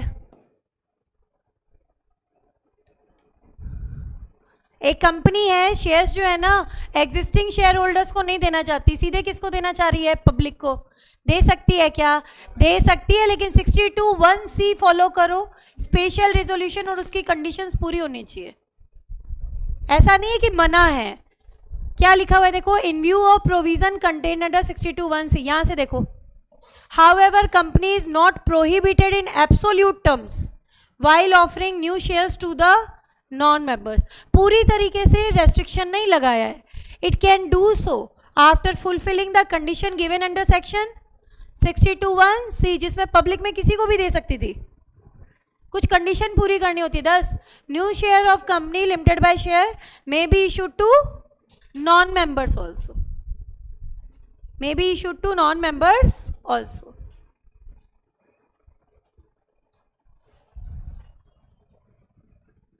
अब अपना टॉपिक आएगा बोनस इशू। बोनस इशू क्या होता है भाई? Free of cost. किस प्रोपोर्शन में? Paid up share capital. Share should be fully paid up. पैसा कहाँ कहाँ से लाओगे? Free reserve, security premium account and CRR, जिसका धरती पे एक ही यूज था, बताया था तुम्हें, इशू ऑफ बोनस शेयर। क्या पास कराना है जनरल मीटिंग में? OR, आर्टिकल्स में ऑथोराइजेशन होना चाहिए। ठीक है। Can bonus share B issued in lieu of dividend? क्या डिविडेंड के बदले में कंपनी बोनस शेयर जारी कर सकती है? No, dividend has to be paid in cash, not in kind. याद करो, dividend has to be paid in cash, not in kind. तो आप ना बदले में डिविडेंड के बोनस शेयर जारी नहीं कर सकते। क्या क्या चीज़ें जो पढ़ी हैं वही चीज़ें आपको यहाँ पे मिलेंगी। एक कंपनी आपकी डिफॉल्टर नहीं होनी चाहिए। अगर उसने डिबेंचर्स के, डिपॉजिट होल्डर के, स्टैचुरी ड्यूज के, इनके पेमेंट में डिफॉल्ट किया है तो बोनस इशू जारी नहीं कर सकती। क्या लिखा है देखो, प्रोपोर्शनेटली दिया जाएगा शेयर होल्डर्स को free of cost. Free of cost, बदले में आप कुछ नहीं लेते, in proportion of their paid up share capital. Company अगर आपकी लिस्टेड है तो सेबी गाइडलाइन फॉलो करनी है, और अनलिस्टेड है तो रूल्स जो गवर्नमेंट ने बनाए हैं वो फॉलो करने पड़ेंगे। Company want to issue what? Bonus share. No default should be made. क्या? एक तो डेप्ट का पेमेंट प्रिंसिपल और इंटरेस्ट, डिपॉजिट का पेमेंट प्रिंसिपल और इंटरेस्ट, स्टैचुरी ड्यूज मतलब employ dues, PF, gratuity, bonus, इनके पेमेंट में कोई डिफॉल्ट नहीं होना चाहिए। पहले तो पुरानी वाले अपनी ऑब्लिगेशन को पूरा करो, बाद में बोनस शेयर देना। पहले तो अपनी पुरानी ऑब्लिगेशंस को पूरा करो, बाद में बोनस शेयर जारी करना। It is the capitalisation of profit. Existing shares must be made fully paid up. आपको बोनस इशू करना है तो पहले एग्जिस्टिंग वालों को क्या करो? फुल्ली पेड अप करो। पार्टली पेड अप है तो फुल्ली पेड अप में कन्वर्ट करो। आर्टिकल्स में ऑथराइजेशन होना जरूरी है। जनरल मीटिंग में OR पास होगा। याद करो कहाँ कहाँ OR पास होगा, उसमें बोनस इशू भी लिखवाया मैंने आपको, लिखवाया था ना। अब क्या करना है? No bonus share in lieu of dividend. Dividend के बदले में नहीं दे सकते। Dividend has to be paid in cash, not in kind. Salman Khan का डायलॉग सुना था, वांटेड मूवी थी आई थिंक, एक बार मैंने जो कमिटमेंट कर दिया बाद में अपने आप की भी नहीं सुनता, ऐसा कुछ था ना। तो एक बार कंपनी ने अनाउंस कर दिया बोनस इशू, अब जो है वो अपने कमिटमेंट से वापस मुकर नहीं सकती। क्या लिखा है? Once announced it can not be withdrawn. Once announced it can not be withdrawn. तो बहुत सोच समझ के डिसीजन लेना है। ठीक है। कहाँ कहाँ से पैसा लेकर के आओगे? फ्री रिजर्व यूज कर लो, CRR अकाउंट और सिक्योरिटी प्रीमियम। याद रख लेना, चाहे तो लिख लो, not from revaluation reserve, not from revaluation reserve, उसका पैसा यूज नहीं करोगे। Not from revaluation reserve. Bonus shares must be fully paid up, ये पार्टली पेड अप नहीं हो सकते। आई थिंक समझ में आई चीज की नहीं आई बताओ। कैपिटलाइजेशन ऑफ प्रॉफिट है, बोनस शेयर जारी कर रहे हो, आर्टिकल्स में ऑथराइजेशन होना चाहिए, जनरल मीटिंग बुला के ऑर्डिनरी रेजोल्यूशन पास करना पड़ेगा, प्रोपोर्शनेटली देते हो आप शेयर होल्डर्स को in proportion of their paid up share capital. Dividend के बदले में आप बोनस शेयर जारी नहीं कर सकते। Bonus share has to be fully paid up, has to be fully paid up. 3 जगह से पैसा यूज कर सकते हो, कहाँ से? Free reserve, security premium account और CRR, not from the revaluation reserve. ठीक है, तो ये चीज़ हमने पढ़ी है। अब बोनस इशू का टॉपिक एक बार अपन ले लेते हैं ICI से। सेक्शन नंबर चल रहा है तुम्हारा 63। क्या लिखा है? Bonus shares are the shares issued proportionately by a company to its current shareholders as fully paid up shares free of cost. बदले में आप कुछ भी नहीं लेते हो, बदले में आप कुछ भी नहीं लेते। आगे क्या लिखा है? प्रिस्क्राइब्स द, सेक्शन 63 में क्या बताई है? Condition and the manner of the issue of fully paid up bonus share as under. क्या दिया है? कंपनी में issue fully paid up bonus shares to its members out of 3 sources. कौन से? Free reserve, security premium account, CRR, not from revaluation reserve. ये चीज पूरी दे दी इन्होंने, नॉट फ्रॉम रिवैल्यूएशन रिजर्व। अब ये चीज अच्छे से लर्न करके जाना। पॉइंट नंबर 2 और 3 इसको लिख लो यहाँ पे साइड में, लर्न। ये अच्छे से करके जाना, बोनस इशू का पूरा पॉइंट है। No company shall capitalise the profit or reserve for the purpose of issuing bonus share unless these conditions are fulfilled. पहला पॉइंट, AOA में ऑथोराइज होना चाहिए। ठीक है। दूसरा, बोर्ड ऑफ डायरेक्टर रिकमेंड करते हैं और जनरल मीटिंग में OR पास करके अप्रूव कराओ। कंपनी डिफॉल्टर नहीं होनी चाहिए, इसने डिपॉजिट्स के, डेप्ट के, प्रिंसिपल और इंटरेस्ट पेमेंट में कोई डिफॉल्ट नहीं किया है। PF, gratuity, bonus, statutory dues के पेमेंट में कोई डिफॉल्ट नहीं किया गया है। अगर आपके शेयर्स पार्टली पेड अप है तो पहले इन्हें फुल्ली पेड अप में कन्वर्ट करो। रूल नंबर क्या चल रहा है तुम्हारा? 14। ठीक है। अगर आपकी लिस्टेड कंपनी है, सेबी की गाइडलाइंस, और अगर अनलिस्टेड कंपनी है, rule number 14। According to rule 14 एक बार आपने अनाउंस कर दिया, अब आप इसे विड्रॉ नहीं कर सकते। एक बार जो कमिटमेंट कर दिया उससे बैकआउट नहीं कर सकते। According to section 63(3) bonus share shall not be issued in lieu of dividend. Only the fully paid up bonus share can be issued if the articles contain authorize in that respect. मतलब AOA में authorization होना compulsory है। अगर AOA में authorization नहीं है तो AOA को amend करो, स्पेशल रिजोल्यूशन पास करके उसको चेंज करो। ये चीज़ें रिपीटिशन में आ रही है, चाहे तो मत लेना। आप सीधे आ जाओ एग्जाम्पल नंबर 11 में। XYZ लिमिटेड है, declares bonus share in the ratio of 1:5। मतलब जिसके पास 5 शेयर है कंपनी के, उसको 1 share free of cost company दे रही है। It means an existing shareholder of company से Mister R will get 1 bonus share free of cost for every 5 shares. Larger the holding of an shareholder, the more bonus share he will get in comparison to others. ठीक है, जितने ज़्यादा shares होंगे उतने ज़्यादा ही bonus shares मिलेंगे, उसी proportion में दिए जाते हैं। एक छोटा सा सेक्शन आ रहा है, सेक्शन नंबर 64, जो ये कहता है कि अगर अल्ट्रेशन ऑफ शेयर कैपिटल हुआ है 30 दिन के अंदर अंदर ROC को बताओ। अब इसमें 3 केसेस इन्होंने कवर किए। पहला, कंपनी ने अपनी शेयर कैपिटल को अल्टर किया।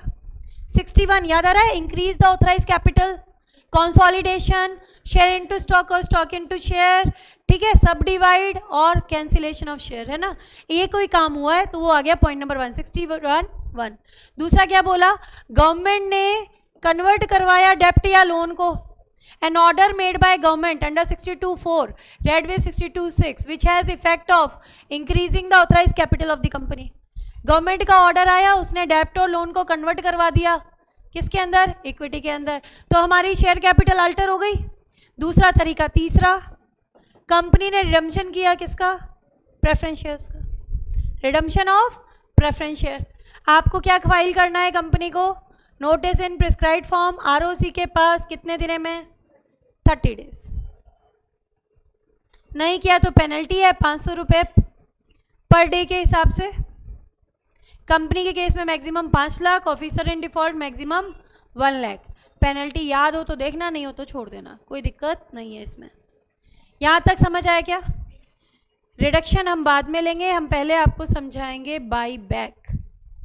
बाई बैक के बारे में सुना है?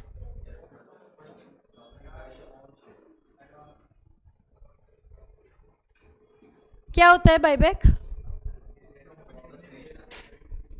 खुद के शेयर्स खरीद रही है, सिक्योरिटीज खरीद रही है, ऐसा? अच्छा, ऐसा क्यों करती है कंपनी?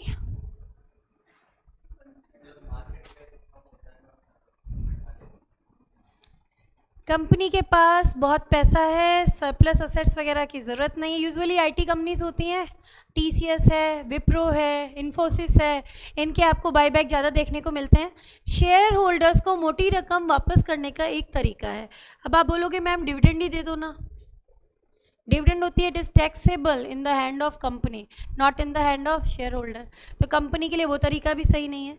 दूसरा तरीका क्या है हमारे पास? हम बाईबैक कर लें। बाईबैक में क्या होगा, हम उनके शेयर्स खरीद लेंगे और उनको, मतलब यूजुअली हमेशा ज़्यादा दाम पे खरीदेंगे तो उनको उस तरीके से आप बेनिफिट पहुंचाने की कोशिश कर रहे हो। तो इसमें क्या होता है, ये शेयर होल्डर के हैंड में कैपिटल गेन बनता है, कंपनी के हैंड में टैक्सेबल नहीं है। समझ आई चीज़ की नहीं आई बताओ? तो यहाँ पर क्या चीज़ दे रखे हैं, स्टार्टिंग कर रहे हैं सेक्शन नंबर 67 से। क्या कहता है? Prohibition on financial assistance for buyback. कोई भी कंपनी ना तो खुद अपने शेयर्स खरीदेगी, ना सब्सिडरी के थ्रू खरीदेगी।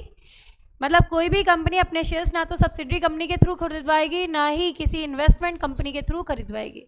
किसी तरीके का लोन या फाइनेंशियल असिस्टेंस नहीं देगी खुद के शेयर्स खरीदने के लिए। जैसे मान लो मुकेश अंबानी है, वो पीएनबी के मैनेजर को फ़ोन कर दे कि इतने रुपए का लोन दे दो मिस्टर एक्स को, वो मना करेगा क्या? नहीं करेगा। अब उसको क्या बोल रखा है मिस्टर एक्स को कि तू जाके मेरे रिलायंस इंडस्ट्रीज़ के शेयर्स खरीद ले 5 करोड़ रुपए के। इस तरीके से तो आप अपने शेयर के वैल्यूएशन को बढ़ाने की कोशिश कर रहे हो कि नहीं कर रहे हो बताओ? तो ऐसा अलाउड नहीं है। क्या चीज़ दी? Company not to give direct or indirect financial assistance for purchase of its own shares or of the holding company. क्या तो डायरेक्टली ना ही इनडायरेक्टली कंपनी किसी भी तरीके का लोन या फाइनेंशियल असिस्टेंस नहीं देगी खुद के शेयर्स खरीदने के लिए या अपनी सब्सिडरी के शेयर्स खरीदने के लिए, एक्सेप्ट इन दीज 3 केसेस। पहला केस क्या कहता है? अगर आपकी कंपनी ही बैंकिंग कंपनी है तो बैंकिंग कंपनी के तो रोज का काम है, ऑर्डिनरी कोर्स ऑफ बिजनेस में उसका यही काम है, ठीक है, लोन देना। ठीक है, तो यहाँ पे क्या बोला? Lending by a banking company in ordinary course of business is allowed, वो तो ये काम कर सकती है। क्यों? इसका तो रोज का काम है, ये पैसा देना है उधार पे। दूसरा क्या है? कई बार एम्प्लॉयज़ के बेनिफिट के लिए स्कीम बनाई जाती है बाय पासिंग स्पेशल रेजोल्यूशन। जैसे मान लो कंपनी ने एक ट्रस्ट क्रिएट कर दिया एम्प्लॉयज़ के फेवर में और बोला भाई किसी एम्प्लॉय का कोई बर्थडे आए तो उसको गिफ्ट दे देना, या जो है ना एम्प्लॉय को कभी कोई फाइनेंशियल असिस्टेंस हेल्प चाहिए तो आप उसको गिफ्ट दे देना। ठीक है, तो आप क्या करना, या फिर कम रेट पे लोन वगैरह दे देना। तो इस तरीके की आपने कोई स्कीम बनाई है, scheme bye special resolution for the benefit of employees for fully paid up shares, खरीदने के लिए आप उसे पैसे दे रहे हो। देखो बेटा, स्वेट इक्विटी का ऑप्शन दे दिया, ईसॉप का ऑप्शन दे दिया, चाहे डिस्काउंटेड रेट पे दे रहे हो। समझ आ रही है चीज़? या फिर आपने बोला कि इतने रुपए का तुम फ्यूचर में खरीद लेना, पर उसके पास पैसे नहीं है उस समय प्रेजेंटली, तो आप उसको हेल्प तो करोगे कि नहीं करोगे? तो उस केस में अलाउड होता है। In accordance with the scheme bye special resolution for the benefit of employees for fully paid up shares. Shares कैसे होने चाहिए? Fully paid up. आगे क्या बोला? लोन दे रहे हो आप एम्प्लॉय को शेयर्स खरीदने के लिए, लेकिन जो उसकी 6 मंथ्स की सैलरी है ना, उससे ज़्यादा अमाउंट नहीं दोगे। Giving of loan not exceeding 6 month salary of the employee for fully paid up bonus share, for the fully paid up equity shares. समझ आई चीज़ की नहीं आई बताओ? 3 केसेस में दे सकते हो। बैंकिंग कंपनी दे सकती है क्योंकि उसके रोज का काम है। दूसरा बोला आपने कोई स्कीम बना रखी है by passing special resolution for the benefit of employees, या ट्रस्ट क्रिएट कर रखा है तो अलाउड है। तीसरा इन्होंने क्या बोला? आप एम्प्लॉय को लोन दे रहे हो, उसकी 6 मंथ की सैलरी से ज़्यादा नहीं दे रहे हो, for the purchase of fully paid up shares, तो अलाउड है। इन 3 केस में अलाउड है। This section is not applicable to the private company if, किसी दूसरी कंपनी ने उसमें इन्वेस्ट नहीं किया है, बोरोइंग्स जो है वो 2 times of paid up capital या 50 करोड़ से कम है, और कंपनी ने इन बोरोइंग्स के पेमेंट में किसी तरीके का कोई डिफॉल्ट नहीं किया है, तो प्राइवेट कंपनी एग्जेम्प्ट हो जाएगी, उस पर फिर ये सेक्शन एप्लीकेबल नहीं होगा। Prohibition of buyback in certain cases, अगर आपकी कंपनी डिफॉल्टर कंपनी है तो बाईबैक नहीं कर सकती। कैसे बताया? If default is made by company, जितने डिफॉल्ट पड़े हैं ना सारे डाल देना, डिपॉजिट के पेमेंट में, उनके इंटरेस्ट के पेमेंट में, डिबेंचर्स के रीपेमेंट में, प्रेफरेंस शेयर के रीपेमेंट में, रिडम्पशन में, डिविडेंड के पेमेंट में, लोन के पेमेंट में, इंटरेस्ट के पेमेंट में, due to any financial institution, annual return की फाइलिंग में डिफॉल्ट किया है, डिविडेंड डिक्लेयर करने के प्रोविजन नहीं फॉलो किए, पेमेंट ऑफ डिविडेंड पेनल्टी वाला सेक्शन फॉलो नहीं हुआ है, फाइनेंशियल स्टेटमेंट वगैरह ट्रू एंड फेयर व्यू देने वाले नहीं है, आप बाईबैक नहीं कर सकते। मतलब अगर किसी भी तरीके से तुम्हारी कंपनी डिफॉल्टर है तो सेक्शन 70 क्या बोलता है कि you can not do buyback.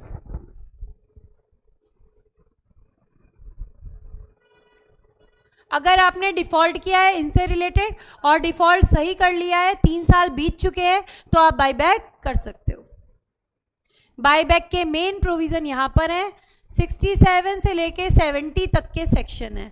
67 कहता है कि आप लोन नहीं दोगे, फाइनेंस नहीं दोगे खुद के या सब्सिडरी के शेयर्स खरीदने के लिए, सिवाय 3 केसेस के, याद आ रहा है?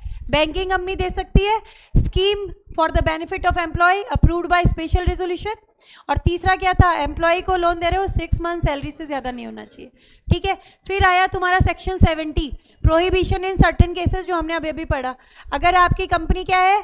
डिफॉल्टर कंपनी है, उसने डिविडेंड के पेमेंट में, है ना, एनुअल रिटर्न टाइम पे फाइल नहीं की है, डिबेंचर रिडम्पशन नहीं किया है टाइम पे, प्रेफरेंस शेयर्स का किसी भी तरीके का डिफॉल्ट है, तो बाईबैक नहीं कर सकते। अब मेन प्रोविज़न कहाँ दिए हैं? 68 और 69, इन 2 में दिए हुए हैं।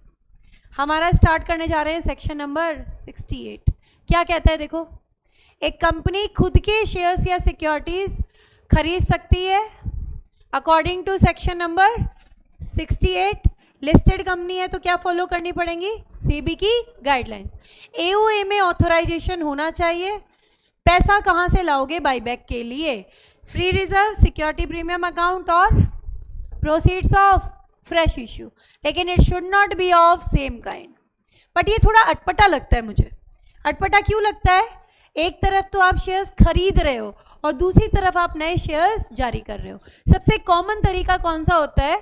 यहाँ 2 तरीके से पैसा यूज करते हैं, फ्री रिजर्व और सिक्योरिटी प्रीमियम अकाउंट। अगर आप फ्री रिजर्व या सिक्योरिटी प्रीमियम अकाउंट का पैसा यूज करके बाईबैक कर रहे हो तो आपको नॉमिनल वैल्यू ट्रांसफर करनी पड़ेगी। कहाँ पर? CRR अकाउंट में। Check the limit of buyback, buyback की लिमिट है, चेक करना पड़ेगा।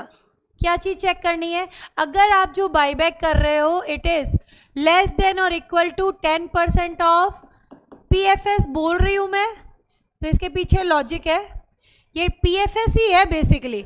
या आप फ्री रिजर्व में लिख के क्या आएगा? Include security premium account also. Explanation में लिख के आएगा फ्री रिजर्व में सिक्योरिटी प्रीमियम अकाउंट भी शामिल है, तो PFS ही तो बन गया, paid up capital, free reserve और security premium account. If the buyback is less than or equal to 10% of PFS, तो आपको जनरल मीटिंग में स्पेशल रेजोल्यूशन पास कराने की जरूरत नहीं है, बोर्ड रेजोल्यूशन से काम चल सकता है। If it is less then 10% pass board resolution. लेकिन अगर आपका बाईबैक 25% ऑफ PFS से ज्यादा है then it is not allowed. 25% से ऊपर तो अलाउड ही नहीं है, 25% ऑफ PFS से ज्यादा अलाउड नहीं है। अब किसकी बात करेंगे? 10% से ज्यादा और 25% से कम। उसके लिए आपको क्या पास कराना पड़ता है जनरल मीटिंग में? Special resolution. एक लिमिट ऊपर से आती है कि इन फाइनेंशियल ईयर, एक साल में अगर आप इक्विटी शेयर्स का बाईबैक कर रहे हो then it cannot be more than 25% of paid up share capital, equity share capital। क्या दिया हुआ है देखो, buyback of equity shares यहाँ ऐड करना in a financial year, in a financial year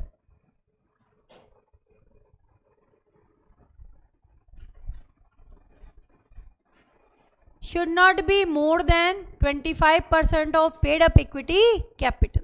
एक साल में अगर आप बाईबैक कर रहे हो इक्विटी शेयर्स का तो it can not be more then 25% of the equity share capital. ये अलग एक बात है, अभी बुक से लेंगे अपन. नॉर्मल की क्या बात करेंगे, अगर अपना बाईबैक 10% या उससे कम है तो बोर्ड रेजोल्यूशन से काम चल जाएगा. 10% से 25% तक है, ठीक है, तो स्पेशल रेजोल्यूशन से काम चल जाएगा. और 25% से ऊपर अलाउड ही नहीं है. इक्विटी शेयर्स के लिए क्या बोलेंगे, if the buyback is of equity shares then in a financial year it should not exceed 25% of the equity shares. ठीक है, paid up equity share capital limit. अभी वहां से आईसीआई से दोबारा करवा दूंगी रिवाइज. क्या करना है, जनरल मीटिंग के लिए नोटिस देना है, साथ में क्या जाएगा, एक्सप्लेनेटरी स्टेटमेंट. और क्या पास कराना जरूरी होता है बाईबैक में, यहाँ पर स्पेशल रेजोल्यूशन. 10% से 25% के बीच में है तो क्या पास होगा, एसआर. अगर आपके पार्टली पेड अप शेयर है तो बाईबैक अलाउड ही नहीं है. पहले उनको किस में कन्वर्ट करो, fully paid up shares. Only the fully paid up share can be buyback. Buyback कहाँ कहाँ से कर सकते हो, देखो, एक तो आप एग्जिस्टिंग शेयर होल्डर से कर दो, दूसरा ओपन मार्केट से खरीद लो, खुद ही स्टॉक एक्सचेंज से खरीद करके डिस्ट्रॉय कर दो, और तीसरा क्या है, एम्प्लॉयज़ को जो आपने स्वेट इक्विटी और ईसॉप के अंदर शेयर्स दिए हैं उनको आप बाईबैक कर लो. 3 जगह से आप कर सकते हो. क्या करना पड़ता है आपको, लेटर ऑफ ऑफर देना है. अगर एग्जिस्टिंग को दे रहे हो तो 15 से 30 दिन. राइट इशू ही तो बन गया, उसी टाइप का हुआ ना. तो राइट इशू में भी यही लिमिट थी तुम्हारी, 15 से 30 दिन. तो एग्जिस्टिंग वालों से खरीदोगे तो वही टाइम भी वही रहता है, 15 से 30 दिन. अगर वो एग्री हो जाते हैं तो खरीद लो, और खरीदने के बाद में 7 दिन के अंदर अंदर फिजिकल शेयर सर्टिफिकेट डिस्ट्रॉय करने हैं. फिजिकल शेयर सर्टिफिकेट डिस्ट्रॉय करने हैं आपको. कोई भी दूसरा बाईबैक नहीं लाओगे within a period of 1 year. No new buyback within a period of 1 year. मतलब 2 बाईबैक के बीच में कम से कम 1 साल का गैप तो होना ही चाहिए. और आपने बाईबैक किया ना तो अगले 6 महीनों के अंदर अंदर आप कोई फ्रेश इशू नहीं ला पाओगे. पब्लिक क्या बोलेगी, मजाक लगा रखा है, अभी तो आपने बाईबैक किया था, अभी आपको पैसों की जरूरत पड़ गई, नया इशू लेके आ रहे हो. ठीक है, तो नो, एक तरीके से कूलिंग पीरियड आएगा, कितना, 6 मंथ्स का. 6 महीने तक कंपनी जो है अब नए शेयर जारी उस तरीके के नहीं कर पाएगी. अगर कंपनी खरीद रही है इन शेयर्स को, भाई अभी तो क्या है, जोश जोश में बाईबैक कर लिया और बाद में पता चला लिक्विडिटी के क्राइसिस आ गए, पैसे ही नहीं है लेने के लिए क्रेडिटर्स को, अब क्या करें. तो अब यहाँ पे क्या बोल रखा है कि भाई डायरेक्टर्स देंगे declaration of solvency. Declaration of solvency मतलब हमारी कंपनी अपने लोन को चुकाने में समर्थ है और आगे आने वाले 1 साल में दिवालिया घोषित नहीं होगी. ये लिख के दे रहे हैं बोर्ड ऑफ डायरेक्टर. ये डिक्लेरेशन जाएगी किसके किसके पास जाएगी, आरओसी के पास भी जाएगी और सेबी के पास भी जाएगी. File the declaration of solvency with ROC, और अगर आपकी लिस्टेड कंपनी है तो सेबी को भी आपको ये डिक्लेरेशन देनी पड़ती है. बाईबैक का रजिस्टर मेंटेन होगा SS10 में, और बाईबैक कंप्लीट हो जाता है उसके 30 दिनों के अंदर अंदर एक रिटर्न ऑफ बाईबैक फाइल करनी पड़ती है. किसके पास, आरओसी के पास, और लिस्टेड कंपनी है तो सेबी के पास. पूरा प्रोसीजर दोबारा सुनो. बाईबैक अगर आप अपने शेयर्स को करना चाहते हो तो सबसे पहले हमारा सेक्शन नंबर 67 कहता है कि कोई भी कंपनी खुद के या सब्सिडरी के शेयर्स खरीदने के लिए फाइनेंशियल असिस्टेंस या हेल्प नहीं देगी. ठीक है, 3 केसेस में दिया जा सकता है. पहला, banking company in ordinary course of business. दूसरा, scheme for the benefit of employee approved by special resolution. तीसरा, loan to the employee not exceeding their 6 months salary for payment of for the purchase of fully paid up shares. For the purchase of fully paid up shares, ये चीज़ हमने पढ़ी. उसके बाद में हमने क्या पढ़ा, सेक्शन 70 पढ़ा था कि अगर हमारी कंपनी डिफॉल्टर है, डेप्ट के पेमेंट में debenture holder redemption principal interest payment में डिफॉल्ट किया है तो, या फिर annual return financial statement dividend declaration वगैरह टाइम पे नहीं किया है तो वहाँ उस केस में क्या होगा, नो बाईबैक अलाउड ही नहीं है. 68 69 में मेन कंडीशंस आ गई बाईबैक की। बाईबैक की मेन कंडीशंस हमारी क्या कहती है?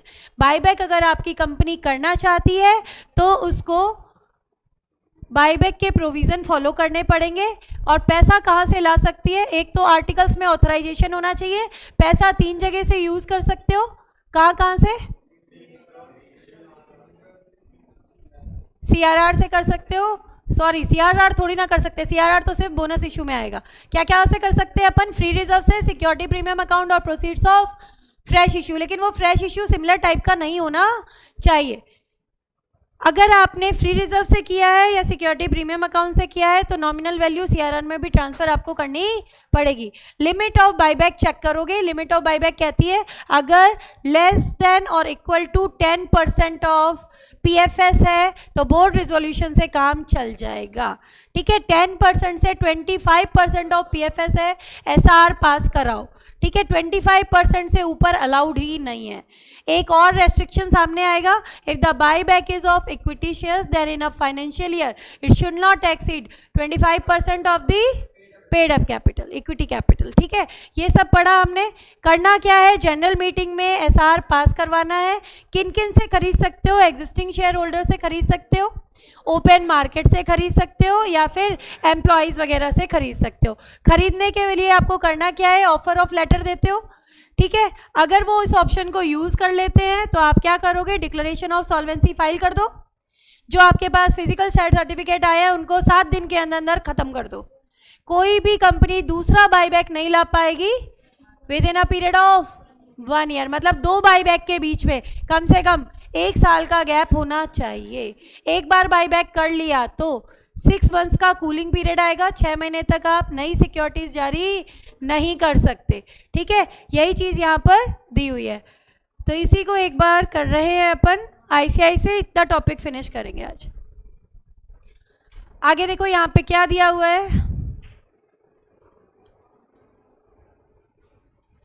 सेक्शन नंबर चल रहा है हमारा ये 67। ठीक है, restriction on the purchase by company or giving of loan by it for the purchase of his shares. कोई भी कंपनी खुद के शेयर्स नहीं खरीद सकती।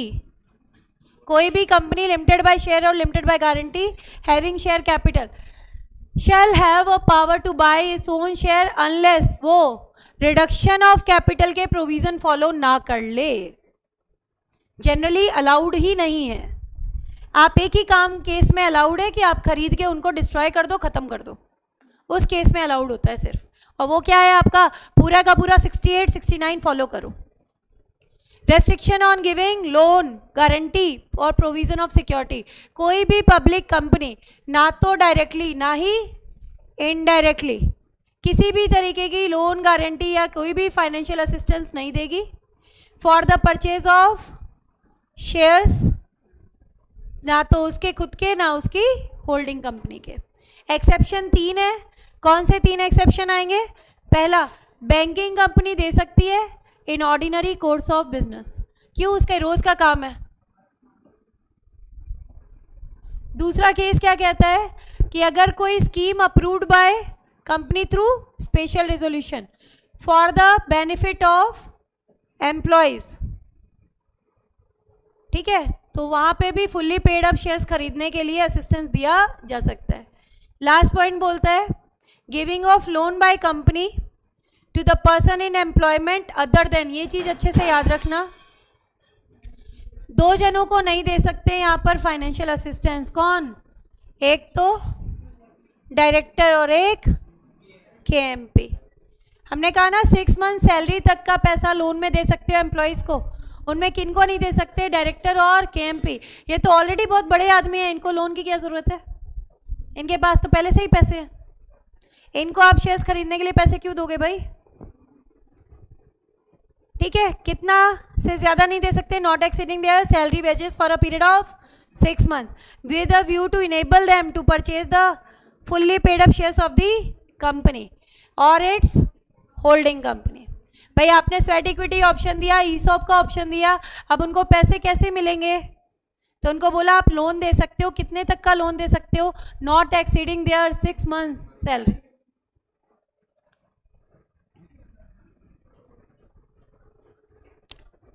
Redemption of preference shares is permitted, उसके ऊपर आपके ये प्रोविजन नहीं लगेंगे.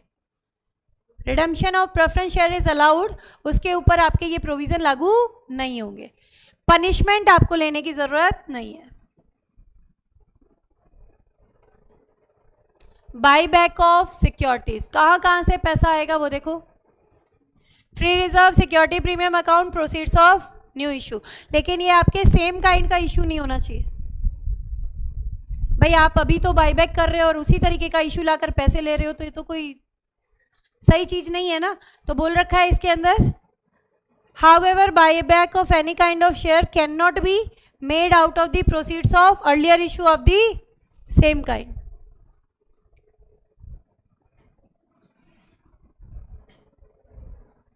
Condition of buyback. Buyback should be authorized by articles. Authorized by articles. दूसरा, जनरल मीटिंग में क्या पास कराना है आपको? एसआर. एक्सेप्शन क्या है? एसआर की जरूरत नहीं है अगर बाईबैक 10% या उससे कम है. उस केस में आप बोर्ड रिजोल्यूशन से भी काम चला सकते हो.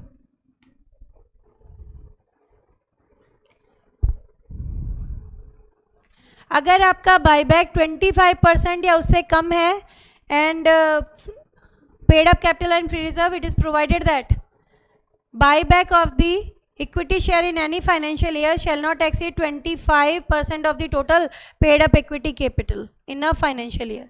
और इन दोनों केसेस में आपको क्या पास कराना है? कहाँ दिया हुआ था? ये रहा. You have to pass special resolution. डेप्ट इक्विटी रेशियो 2:1 से ज़्यादा नहीं होना चाहिए. ये आपको पता होगा आई थिंक.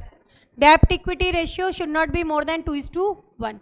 फ्री रिजर्व में सिक्योरिटी प्रीमियम अकाउंट भी शामिल है, इसीलिए मैंने वर्ड यूज़ किया था पीएफएस. फ्री रिजर्व में सिक्योरिटी प्रीमियम अकाउंट भी शामिल है. बाईबैक अगर आप कर रहे हो सिक्योरिटीज लिस्टेड तो फिर सेबी की गाइडलाइन फॉलो होगी, और अगर लिस्टेड नहीं है, अदर सिक्योरिटीज़ हैं, तो फिर रूल्स फॉलो होंगे. आप नया बाईबैक का offer with in a period of 1 year नहीं लेके आओगे. 2 बाईबैक के बीच में मतलब कम से कम 1 साल का गैप होना चाहिए. प्रोसीजर बिफोर बाईबैक, क्या करना है आपको? नोटिस देना पड़ेगा. Meeting at which special resolution is passed along with explanatory statement.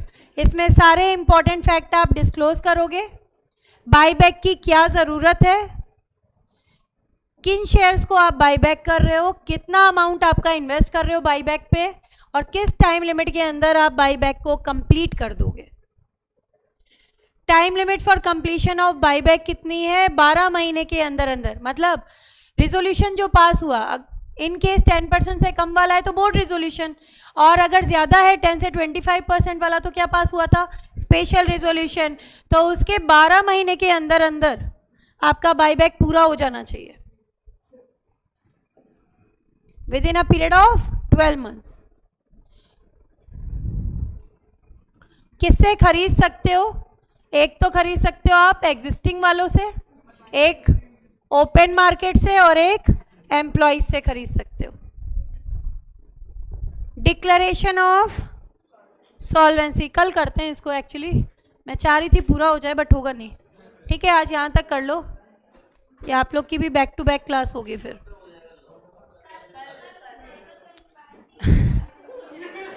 I think देखो कल और नहीं तो ज़्यादा फिर परसों जा सकता है. ठीक है, तो अपन चलो ठीक है. तो यहाँ तक कोई क्वेरी है तो बताओ बेटा. Any query anyone have can ask. Shruti कोई क्वेरी है बताओ बेटा. चंद्र प्रकाश एनीवन कोई क्वेरी है किसी की? बेटा पूछ सकते हो, अदरवाइज नो क्वेरी लिख दो, अपन खत्म करते हैं क्लास. नहीं, चलो फिर वाइंड अप.